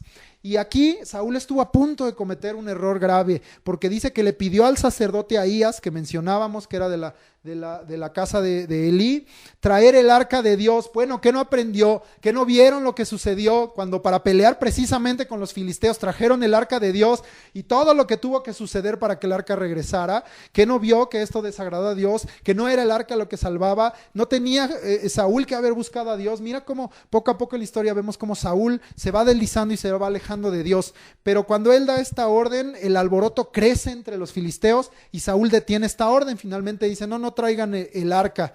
Saúl junta al pueblo y dice que se van entonces al campo de batalla, y cuando llegan ahí los filisteos ya se estaban matando unos a otros. Dice que estaba la espada de uno contra su compañero por causa de la confusión. Esta es la obra de Dios, esto es lo que Dios estaba haciendo. Tomó a Jonatán el Señor para que fuera lo que detonara esta confusión, ¿verdad? Porque tuvo fe Jonatán en que Dios podía salvarlos aunque fueran solo dos, y podía ayudarlos aunque fueran solo dos, y entonces Dios hizo esta obra, los confundió y se mataron unos a otros. Y mira qué cosas, había hebreos que ya estaban viviendo con los filisteos, que vivían entre ellos, ¿verdad? Y dice que cuando vieron esto, pues se pasaron con Saúl. Pues sí, ¿verdad? Hay que estar del lado del ganador. Y todos, también dice, los que se habían escondido en los montes, pues salieron a perseguir a los filisteos, ¿verdad? Ya dijeron, bueno, entonces ya no es necesario esconderse, ahora sí salimos muy valientes a perseguir a los demás. Pero lo más importante es que dice ahí esta frase: así salvó Jehová a Israel aquel día. Entonces ahí es donde para mí queda confirmado que Jonatán fue tomado por Dios y que fue una obra de Dios, la manera en que Dios usó para libertar de los filisteos y darles esta victoria tan importante a Israel. Pero no debió haber sido Saúl el usado para esto, ¿verdad? Entonces, ¿qué estaba haciendo Saúl? Estaba esperando y a punto de cometer un error, pero Dios seguía obrando a favor de su pueblo, aunque las acciones de Saúl ya no estaban siendo las adecuadas. Dice, así salvó Jehová a Israel aquel día. Las salvaciones de Jehová, dice el Salmo 3, y sobre su pueblo sea su bendición. Amén. Pero dice aquí, fíjate nada más las decisiones de Saúl. ¡Qué barbaridad! Porque dice que en medio de todo este asunto de la batalla, de la guerra, de que salieron a perseguir, ya tomaron valor, coraje, dijeron, bueno, ok, aunque no tenemos armas, los vemos corriendo, los vemos despavoridos, pues vamos tras de ellos a terminarlos. Y dice, pero dice que el pueblo estaba en un apuro. Yo cuando leí esto dije, ¿por qué? Pues por una orden de Saúl. El que coma antes de la noche, antes de que yo tome venganza de mis enemigos. Entonces ya lo estaba tomando Saúl como un acto también de venganza y personal. El que coma sea maldito. Entonces, ¿qué pasó? El pueblo no probó pan, y esto causó que el pueblo estuviera también debilitado. Y llega un punto en la historia en que llegan a un bosque, dice ahí, y el bosque dice que escurría la miel, o sea, ha de haber estado lleno de panales por todos lados, y era tiempo en que se rompen esos panales por el peso, y estaba escurriendo la miel, estaba lleno de miel todo el bosque, pero el pueblo, por temor a lo que había dicho Saúl, no comió, excepto Jonatán, porque dice que él no había oído el juramento de Saúl. Él toma una vara, la punta de la vara toma miel y come esta miel, y dice que ¿qué sucedió? Que fueron aclarados sus ojos, ¿verdad? Entonces, pues claro, es sabio, ¿verdad? Lo que Jonatán estaba haciendo, diciendo, bueno, hemos peleado, hemos luchado, ha transcurrido este día, hemos estado persiguiendo, ahora llegamos hasta el bosque, bueno, pues necesitamos fortalecernos, ¿verdad? En el cuerpo, y dice que fueron aclarados sus ojos, cuando le volvió el vigor, cuando él comió esta miel. El pueblo, que en ese momento dice la Biblia ya desfallecía, pues cómo no, le da a conocer a Jonatán el juramento. Y Jonatán le responde, pues vean cómo mis ojos se aclararon. Mi padre está turbando al pueblo. O sea, Jonatán entendió que esto que estaba haciendo Saúl no era correcto y no era justo, ¿verdad? Y dice él, si el pueblo hubiera comido, pues habrían hecho mayor estrago a los filisteos. A veces nosotros mismos nos ponemos el pie, ¿verdad? A veces empezamos a avanzar, a tomar victorias en algunas batallas, y solitos nos ponemos el pie y estorbamos una victoria más rápida o más contundente o plena, porque empezamos a tomar decisiones equivocadas, y esto es lo que le estaba pasando a Saúl, y ahorita vamos a ver cómo se justificó él. El pueblo dice que hirió a los filisteos, es decir, no dejaron de hacer el trabajo que les correspondía, pero estaban muy cansados. Y por esta razón el pueblo toma vacas, toma ovejas, toma becerros y los come crudos, los come con sangre. Entonces, que sabemos, por lo que leímos en toda la ley, que no debía el pueblo comer la carne con su sangre, ¿verdad? Porque ahí estaba la vida. Entonces esto era pecado. Le avisan a Saúl de este pecado, y Saúl dice, el pueblo ha prevaricado, ¿verdad? Es muy fácil señalar cuando que la razón por la que el pueblo, aunque sí era un pecado lo que estaban cometiendo, también Saúl había pecado porque él les puso tropiezo para que ellos llegaran a ese punto. Entonces dice, ellos han traicionado a Dios, han prevaricado, y a veces no miramos lo que nosotros estamos haciendo. Pide que rueden una piedra para que entonces allí degollaran y comieran la carne, es decir, se entiende que les dijo que la asaran, que ya no la comieran cruda ahí en esa piedra, para que no pecaran más contra Jehová. Y allí, en ese lugar, dice que Saúl edifica su primer altar a Jehová. Y me hace pensar en 2 años, su primer altar a Jehová. No era quizá muy dado a la adoración a Dios, porque para eso se levantaban los altares. Saúl quería descender de noche, sigue aquí esta narración del 14, que digo que es un capítulo muy largo. Saúl quería descender de noche a saquear y exterminar a los filisteos. O sea, él decía, no, ya hemos ganado, todos están huyendo, pero todavía podemos terminar de exterminarlos y de quitarles todo. Y el pueblo pues ya le dice, pues haz como bien te parezca, pues tú eres el rey, pues ya, di lo que tú quieras, ¿verdad? Pero vamos a ver que en este punto pues Dios está desagradado de lo que está sucediendo y no le responde, porque Saúl le dice al sacerdote Ahías, el sacerdote Ahías le dice a Saúl, acerquémonos aquí a Dios. Quizá en ese sentido, pues un buen consejo, oye, espérame, antes de que salgas otra vez a cometer alguna imprudencia, pues ¿por qué no te detienes y consultamos a Dios, verdad? Y entonces Saúl escucha al sacerdote Ahías y le dice, y consulta a Dios en este asunto, pero dice ahí bien claro que Dios no le responde. Entonces Saúl toma esta actitud y dice, voy a juntar al pueblo pues para saber quién ha pecado, cuál es el pecado que se ha cometido, porque Dios no me está oyendo, ¿verdad? Entonces, otra vez, en lugar de mirar si él como rey estaba haciendo algo mal delante de Dios, estaba buscando en el pueblo culpable. ¿Quién ha pecado? Porque Dios no me está respondiendo por culpa de alguien, ¿verdad? Se atreve incluso a decir en este punto él, que aunque fuera Jonatán el culpable de este asunto, pues que muera. Y todo el pueblo se queda callado porque ellos sí sabían que Jonatán era el que había comido. Ahora, yo quiero dejar claro una cosa. Lo de no comer no fue una orden de Dios, fue una orden del rey, de Saúl, y el pueblo lo estaba obedeciendo, ¿verdad? Pero no era una orden de Dios, como para decir que el que estaba haciendo esto estaba desobedeciendo directamente una orden de Dios. Saúl pide entonces en este punto, junta a todo el pueblo y le pide a Jehová dar suerte perfecta. Pone al pueblo de un lado y a él y a Jonatán del otro, ¿verdad? Excluyéndose cuando yo te dije que las leyes, las reglas, las responsabilidades son para todos, para el rey y para el pueblo. Pues él se para y dice, el pueblo de un lado y yo y mi hijo del otro. Y entonces dice que se eche suerte y cae la suerte sobre él y sobre Jonatán. El pueblo queda libre de este asunto, ¿verdad? Porque Dios no miente y Dios está diciendo la verdad. Y dice que vuelve a echarse la suerte y la suerte cae finalmente sobre Jonatán. Entonces Saúl le pide que le declare qué hizo. Jonatán le declara pues lo que sucedió, gusté miel, pero por esa razón he de morir. Y Saúl le responde, y fíjate qué grave, en Deuteronomio una de las cosas que dice, cuando nos dice a Jehová tu Dios temerás, al servirás, al seguirás, dice, y por su nombre jurarás. Y no debemos tomar, eso está también en los mandamientos, el nombre de Dios en vano, ni jurar en vano, ¿verdad? Y a veces en situaciones difíciles, tomamos aún cosas, pues que Dios, me castigue si no hago esto, o Dios está por testigo, y pensamos que eso es a la ligera, pero no te olvides que Dios oye todo y mira todo. Saúl responde poniendo a Dios por testigo, porque él dice, así me haga y aún me añada, es decir, como un juramento, sin duda morirás, ¿verdad? Entonces estaba tomando muchas cosas en vano que no debía el rey Saúl. En este punto el pueblo defiende a Jonatán, porque dicen, él ha hecho esta grande salvación en Israel. Ay, el pueblo. Sí fue usado Jonatán, pero la grande salvación la hizo Dios, no la hizo Jonatán, ¿no? Entonces, pero bueno, dicen, él no morirá, pues ha actuado hoy con Dios. Pues más bien Dios actuó con él. Y el pueblo en este asunto libra a Jonatán de morir.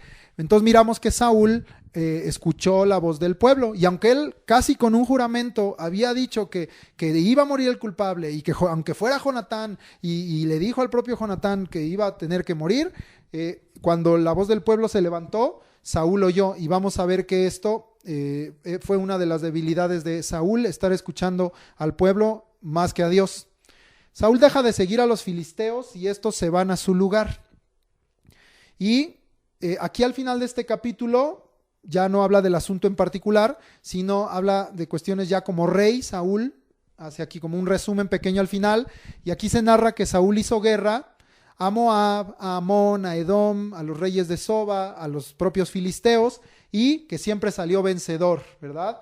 ¿Por qué? Porque hay cosas que Dios ha dado, ha determinado, pero eso no significa que Dios no esté probándonos y esperando que nosotros también correspondamos. Es decir, puede llegar un tiempo en que Dios quite esa bendición.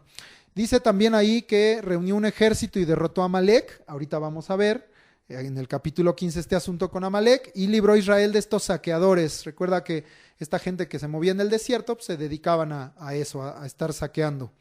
También habla de sus hijos. Dice que Saúl tuvo varios hijos, Jonatán, Isui y Malquisúa, y tuvo 2 hijas, Merab y Mical.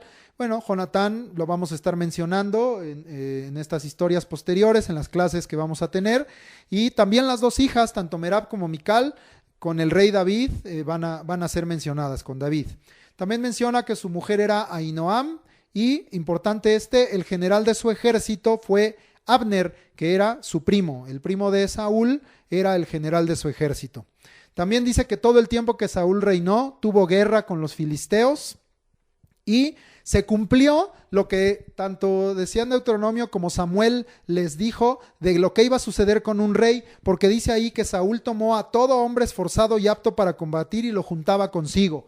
Tomó a sus hijos para su ejército, pero vamos a ver ahorita en el 15 cómo el ejército estaba menguado después de estas guerras, ¿verdad? Entonces, qué duro para el pueblo decir, ahora este rey hombre toma a nuestros hijos para ser los hombres de guerra, y muchos de ellos están muriendo, ¿verdad? Toma a nuestros hijos para morir por él, por la causa, cuando que si hubieran escogido seguir teniendo a Dios por su rey, y que él fuera el que peleara por ellos y el que estuviera haciendo guerra a favor de ellos, pues cuando Dios hace esto no muere ninguno, porque Dios les daba victoria y les daba vida. Vamos al capítulo 15.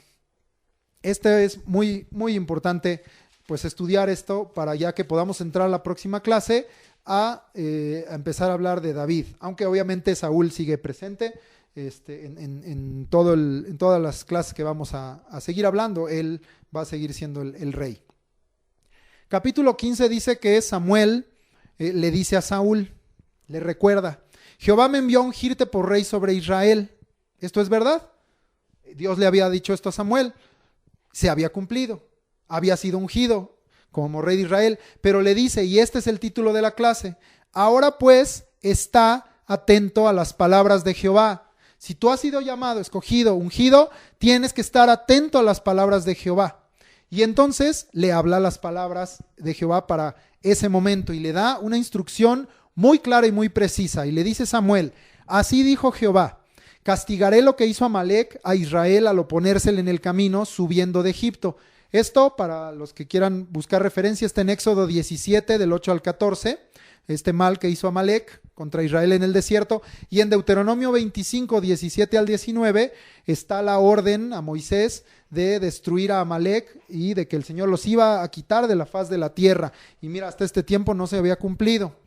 Y le dice en esta palabra Dios a Saúl: hiere a Amalec y destruye todo, hombres, mujeres, niños, los de pecho, todo el ganado, todo lo que sea Amalec, destrúyelo por completo. Esa era la orden de Dios. ¿Y qué le acababa de decir Samuel? Está atento a las palabras de Jehová.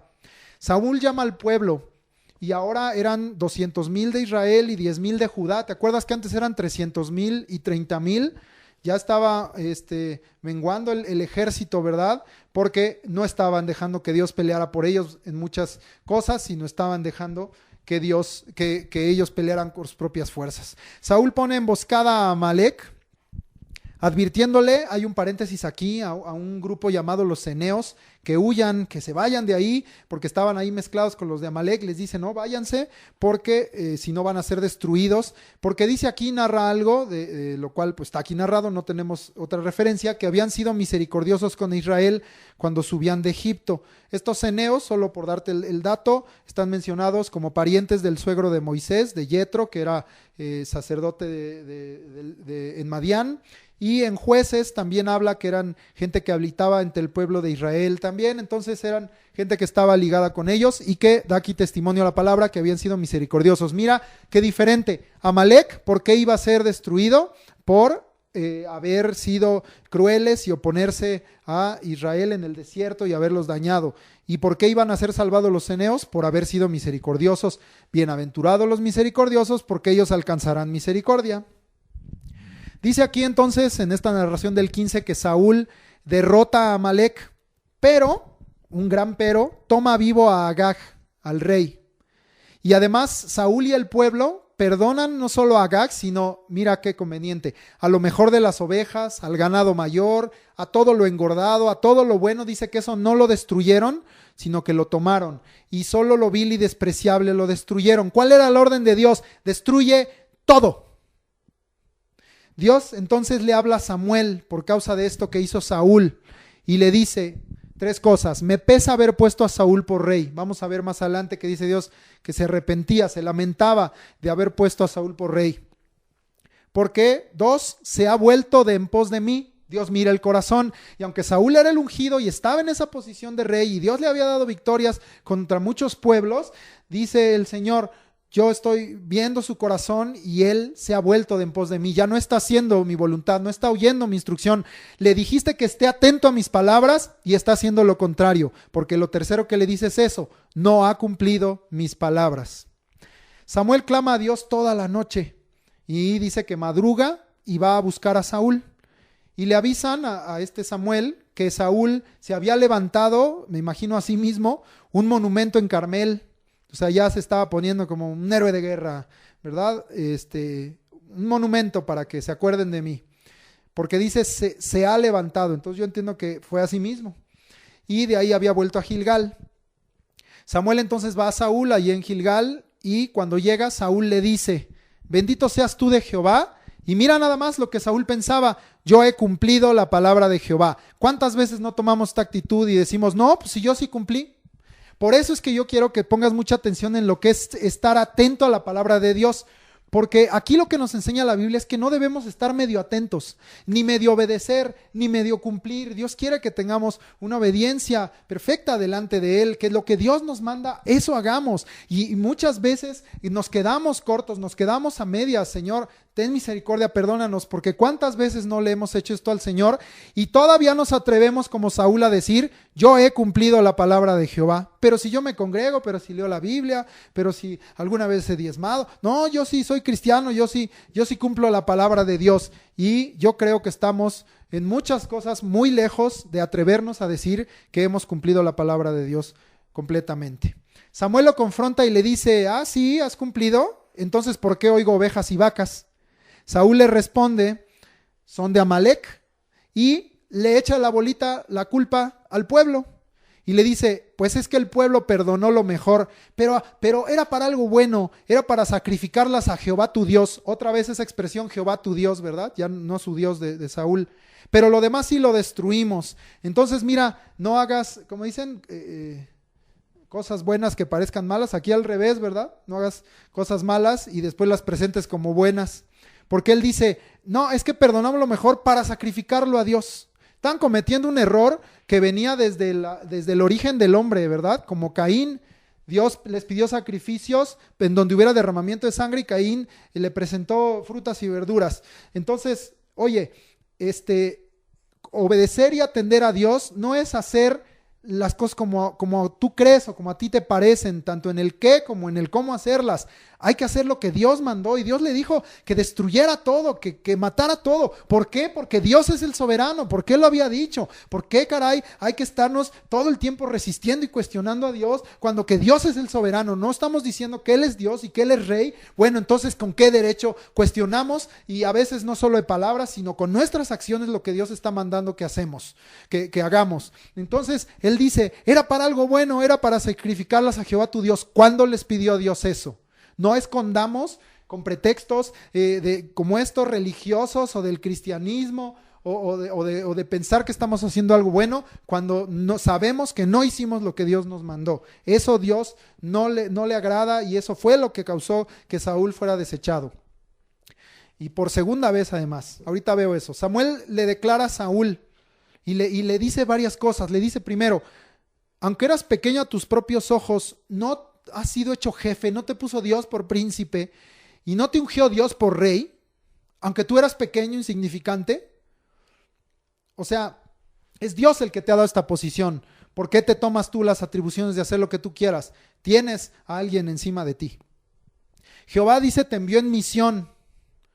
Destruye hasta acabar a los pecadores de Amalec. Esa era su misión. Y entonces le dice, ¿por qué no has oído la voz de Jehová? Trayendo botín y haciendo lo malo ante sus ojos. A ti y a mí, Dios también nos ha ungido y nos ha hecho reyes y sacerdotes, porque a veces decimos, sí, Saúl malvado, Saúl desobediente, pero ponte en esta posición y reconoce que aunque tú eres pequeño y eres vil, no te ha el Señor trasladado a su reino admirable, no te ha hecho para Dios rey y sacerdote, no te ha dado una misión, porque a la iglesia y a sus siervos nos ha dado una misión el Señor de llevar el reino de Dios a todo lugar, de testificar, de predicar, de hacer las obras de Jesucristo. Entonces, si tú y yo también estamos en esa posición y si tú y yo también somos ungidos y si tú y yo también hemos sido enviados en una misión, la pregunta es la misma para nosotros. ¿Por qué no hemos oído a la voz de Jehová haciendo lo malo ante sus ojos? Pero aquí viene entonces la prueba contundente de cuál era el pecado y el corazón de Saúl: la necedad, la obstinación, la rebeldía. Porque él dice, sí, yo sí obedecí. O sea, aunque el hecho estaba en su cara, ahí están las ovejas balando, ahí están las vacas, ahí está el rey Agag, pues de todos modos él dice, no, sí, yo sí obedecí. ¿Estás loco, Samuel? Yo sí obedecí, fui a la misión, traje a Agag y destruí a los amalecitas. Y otra vez se justifica, dice, pero fue el pueblo el que tomó botín, tomó primicias del anatema para ofrecer a Jehová tu Dios en Gilgal. Fíjate, ahí usa un término, primicias del anatema. Esto pareciera que hace referencia a lo que fue el pecado de Acán. Recordarás ahí con Josué que en Jai fueron derrotados y Josué consultó a Dios y se humilló y dijo, ¿por qué está sucediendo esto? Y había sido por el pecado de uno, el pecado de Acán, que había tomado así primicias precisamente que Dios no les había permitido tomar. Entonces, está bien claro que cuando nosotros estamos en una posición que Dios nos ha dado responsabilidad de autoridad, pues tenemos que responder por esto.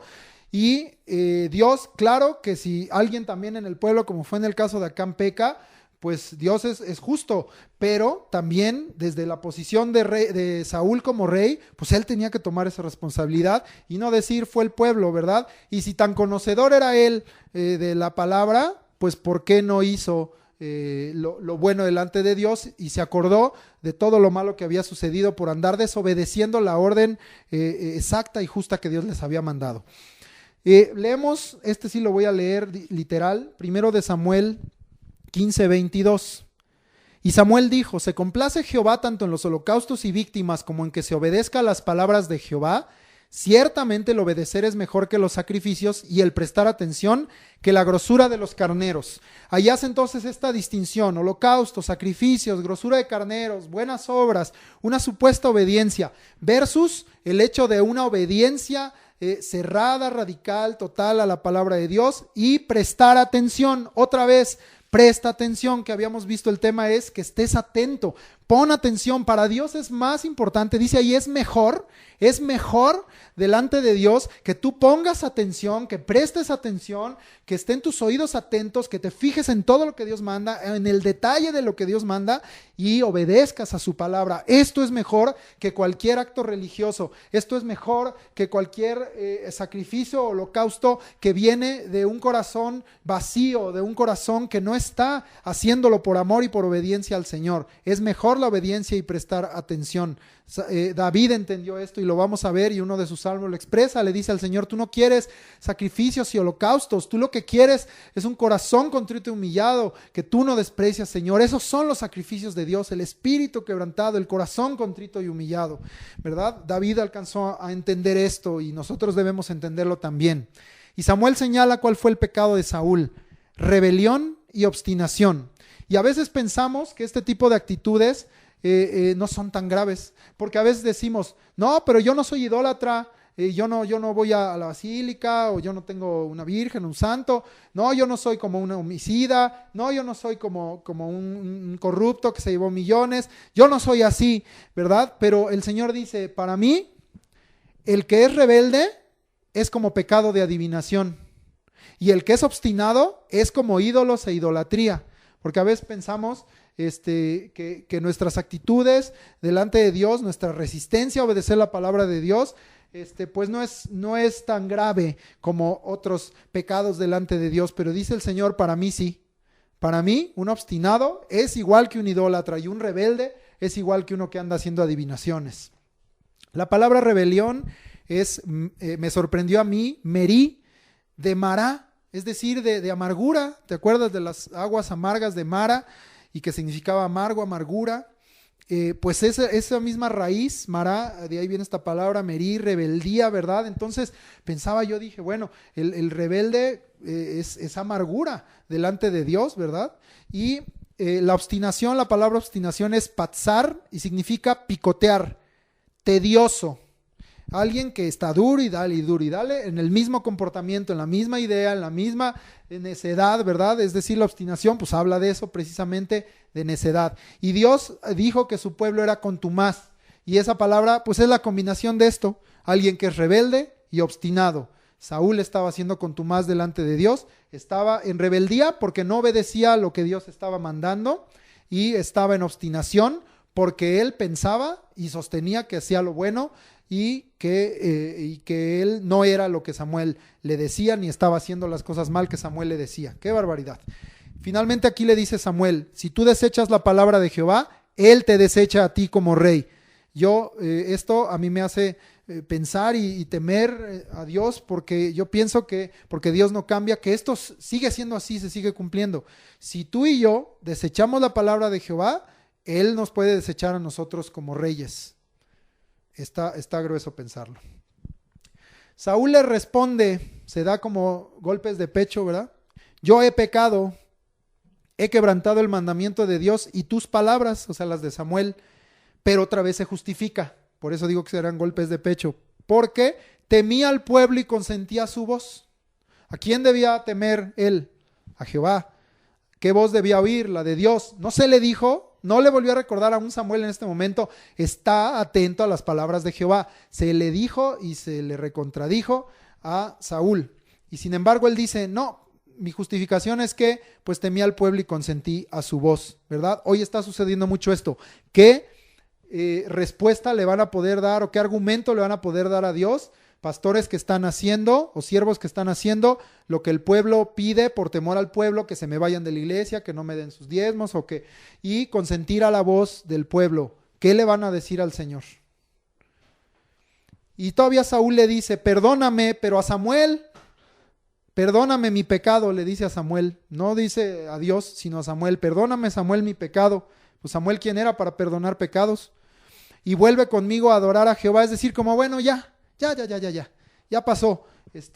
Ya mira, de todos modos, pues somos hermanos en Cristo y vamos a la misma congre.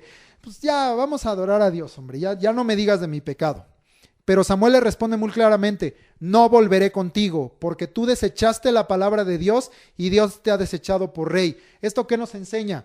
Que el pecado y la desobediencia rompen la comunión, primero con Dios, pero después también entre los santos y con los siervos. El pecado y la desobediencia rompen la comunión. Y el apóstol Pablo en Corintios nos dejó muy claro el asunto de la comunión. Vuélvelo a leer, porque no hay comunión de la luz con las tinieblas. No hay comunión de Cristo con Belial, con lo inútil, con lo vano. No hay comunión, ¿verdad?, entre Dios y los ídolos. No hay comunión. Entonces la desobediencia y el pecado rompen la comunión. Samuel no podía permanecer en comunión con Saúl y así vamos a ver que al final fue. Samuel dice que se vuelve, es decir, ya se va de ahí, ya no tiene más que decir porque habló lo que Dios le mandó. Y Saúl lo toma de su manto y dice que le rasga la punta de su manto. Y Samuel pues aprovecha esto para decirle así, como me rasgaste mi manto, así Jehová ha rasgado hoy de ti el reino y lo ha dado a un prójimo tuyo mejor que tú. Ha sido muy duro escuchar eso. Pero yo te voy a decir algo, usualmente el capítulo 15 es donde dicen, ahí fue desechado Saúl por esa desobediencia. Pero si tú viste desde antes, ya le había dicho Samuel, Dios ya te desechó, tu reino no va a ser afirmado. Y el Señor ya se está buscando a un siervo para que sea príncipe sobre Israel, ¿verdad? Porque no había obedecido las primeras instrucciones de Dios. Dios ya había mirado el corazón y estaba con esto siendo confirmado. No solamente estaba siendo aquí desechado, sino se estaba confirmando que Saúl iba a ser desechado porque su corazón no era conforme al de Dios. Pero a mí me gusta pensar que esto era también una segunda oportunidad. Si Dios ya le había dicho que iba a ser desechado, porque Dios conocía el corazón y sabía cómo iba a actuar Saúl, pero Dios lo vuelve a probar una vez más con este asunto. Lo vuelve a probar una vez más aquí en este capítulo 15 con el asunto de Amalec. Y Saúl pues vuelve a tomar la misma actitud. ¿Cuántas oportunidades nos da Dios y cuántas veces las desaprovechamos, verdad? Esto es algo que también habíamos comentado antes con respecto al pueblo. Y dice aquí en los versículos finales del 15, el que es la gloria de Israel, se está refiriendo a Dios, a Jehová. Y mira qué importante, porque a veces solo entendemos gloria como la victoria, como lo digno de honra, y sí es, pero la palabra gloria en hebreo, tú sabes que significa el peso, la importancia, el resplandor, la majestad de Dios, ¿verdad? Entonces está diciendo, el que es el verdaderamente importante, el que es la majestad, el que es el resplandor, el que hace notorio a este pueblo de Israel, él no es como los hombres, no es como tú, no es como yo, no es como lo que le estamos haciendo a Dios muchas veces, porque dice, él no miente. Y él no se arrepiente. Esta palabra arrepentirse significa suspirar, respirar fuertemente en el sentido de lamentarse, ¿verdad? Y dice, porque él no es hombre. Y muchas veces nosotros queremos como bajar a Dios, ¿verdad? Y pensar que Dios va a actuar como nosotros. Y es al revés, nosotros tenemos que aprender de él. La voluntad perfecta es la de él, nosotros tenemos que alinear nuestra voluntad y no al revés. Los caminos mejores son los de él, nosotros debemos caminar en sus caminos. Los pensamientos de él son más altos, nosotros debemos cambiar nuestros pensamientos a los de él. ¿Y cuántas veces en lo personal o en la iglesia estamos queriendo modificar, torcer, adaptar o ver cómo justificamos como Saúl le hizo nuestro pensamiento, nuestra voluntad, nuestro camino, nuestro deseo y decir, pues creo que medio se acomodó con lo de Dios o pues Dios de todos modos me lo va a permitir o Dios me va a bendecir de todos modos y como te digo, abusamos de la gracia y de la misericordia del Señor, pero Él le deja bien claro, Él no es como nosotros debemos ser transformados para ser como Él.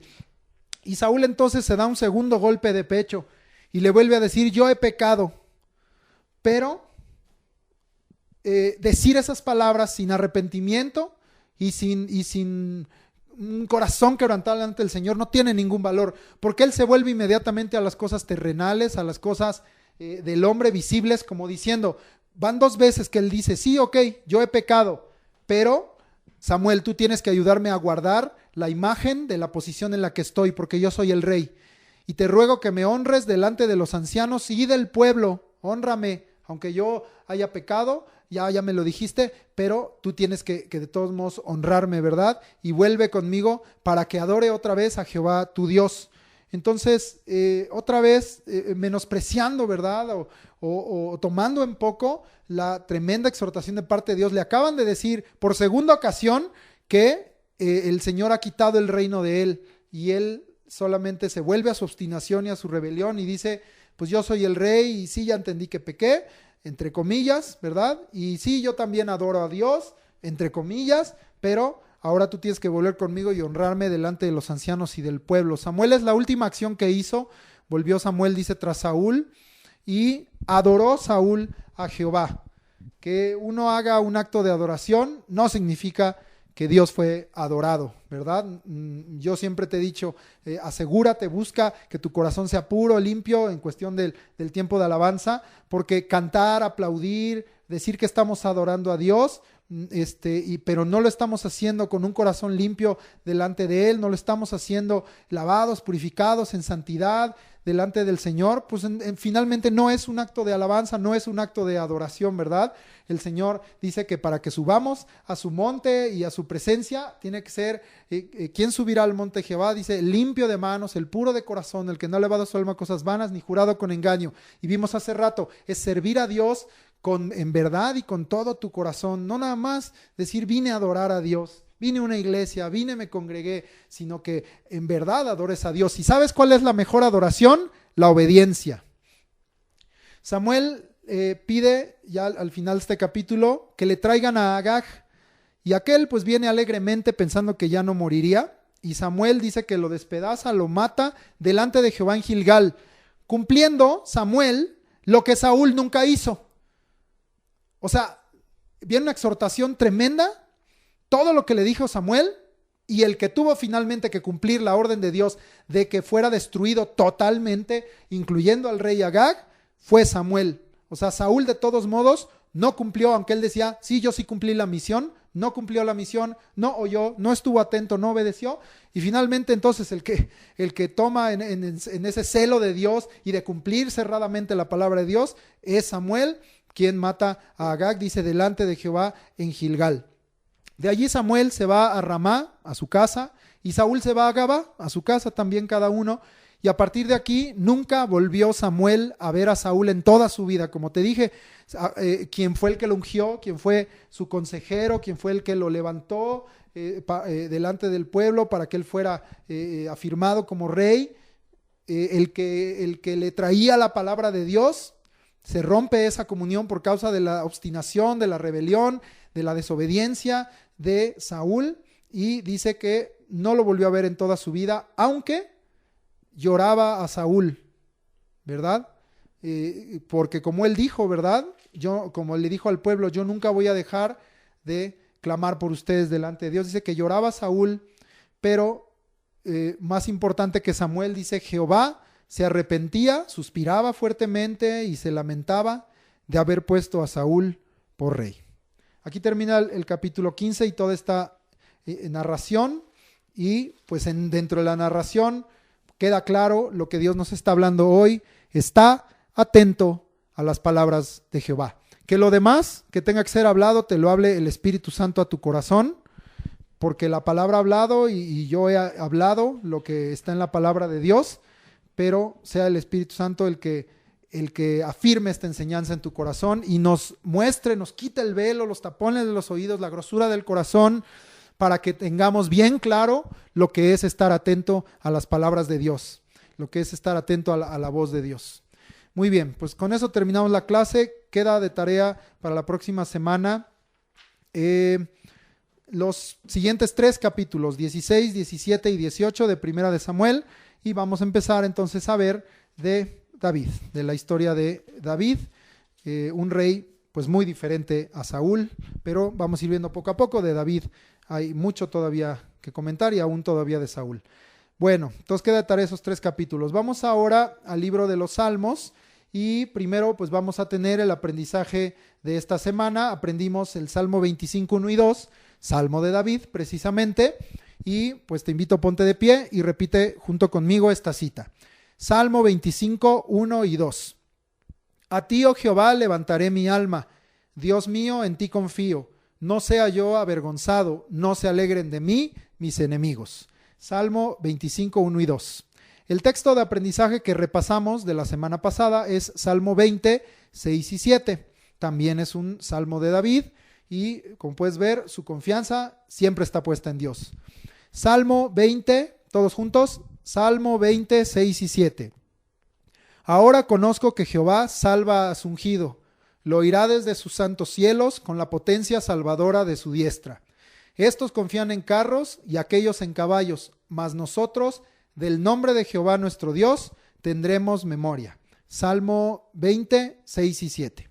El nuevo texto de aprendizaje para esta siguiente semana es el Salmo 48. Y ya lo tengo aquí, te lo leo. Salmo 48. El hacer tu voluntad, Dios mío, me ha agradado, y tu ley está en medio de mi corazón. Salmo 48, Salmo de David también. Mira qué hermoso, y para las clases que tenemos ahora, ¿qué debe agradar nuestro corazón? Hacer la voluntad de Dios. Entonces, esa es la cita nueva de aprendizaje. Están sencillas, estas de salmos que se han tomado, son fáciles de aprender. Salmo 48 y de repaso el Salmo 25, 1 y 2. El Señor te bendiga y recuerda que la fe viene por el oír y el oír. Y vaya que hoy nos dijo el Señor que aprendamos a oír, el oír por la palabra de Dios. Que el Señor te bendiga.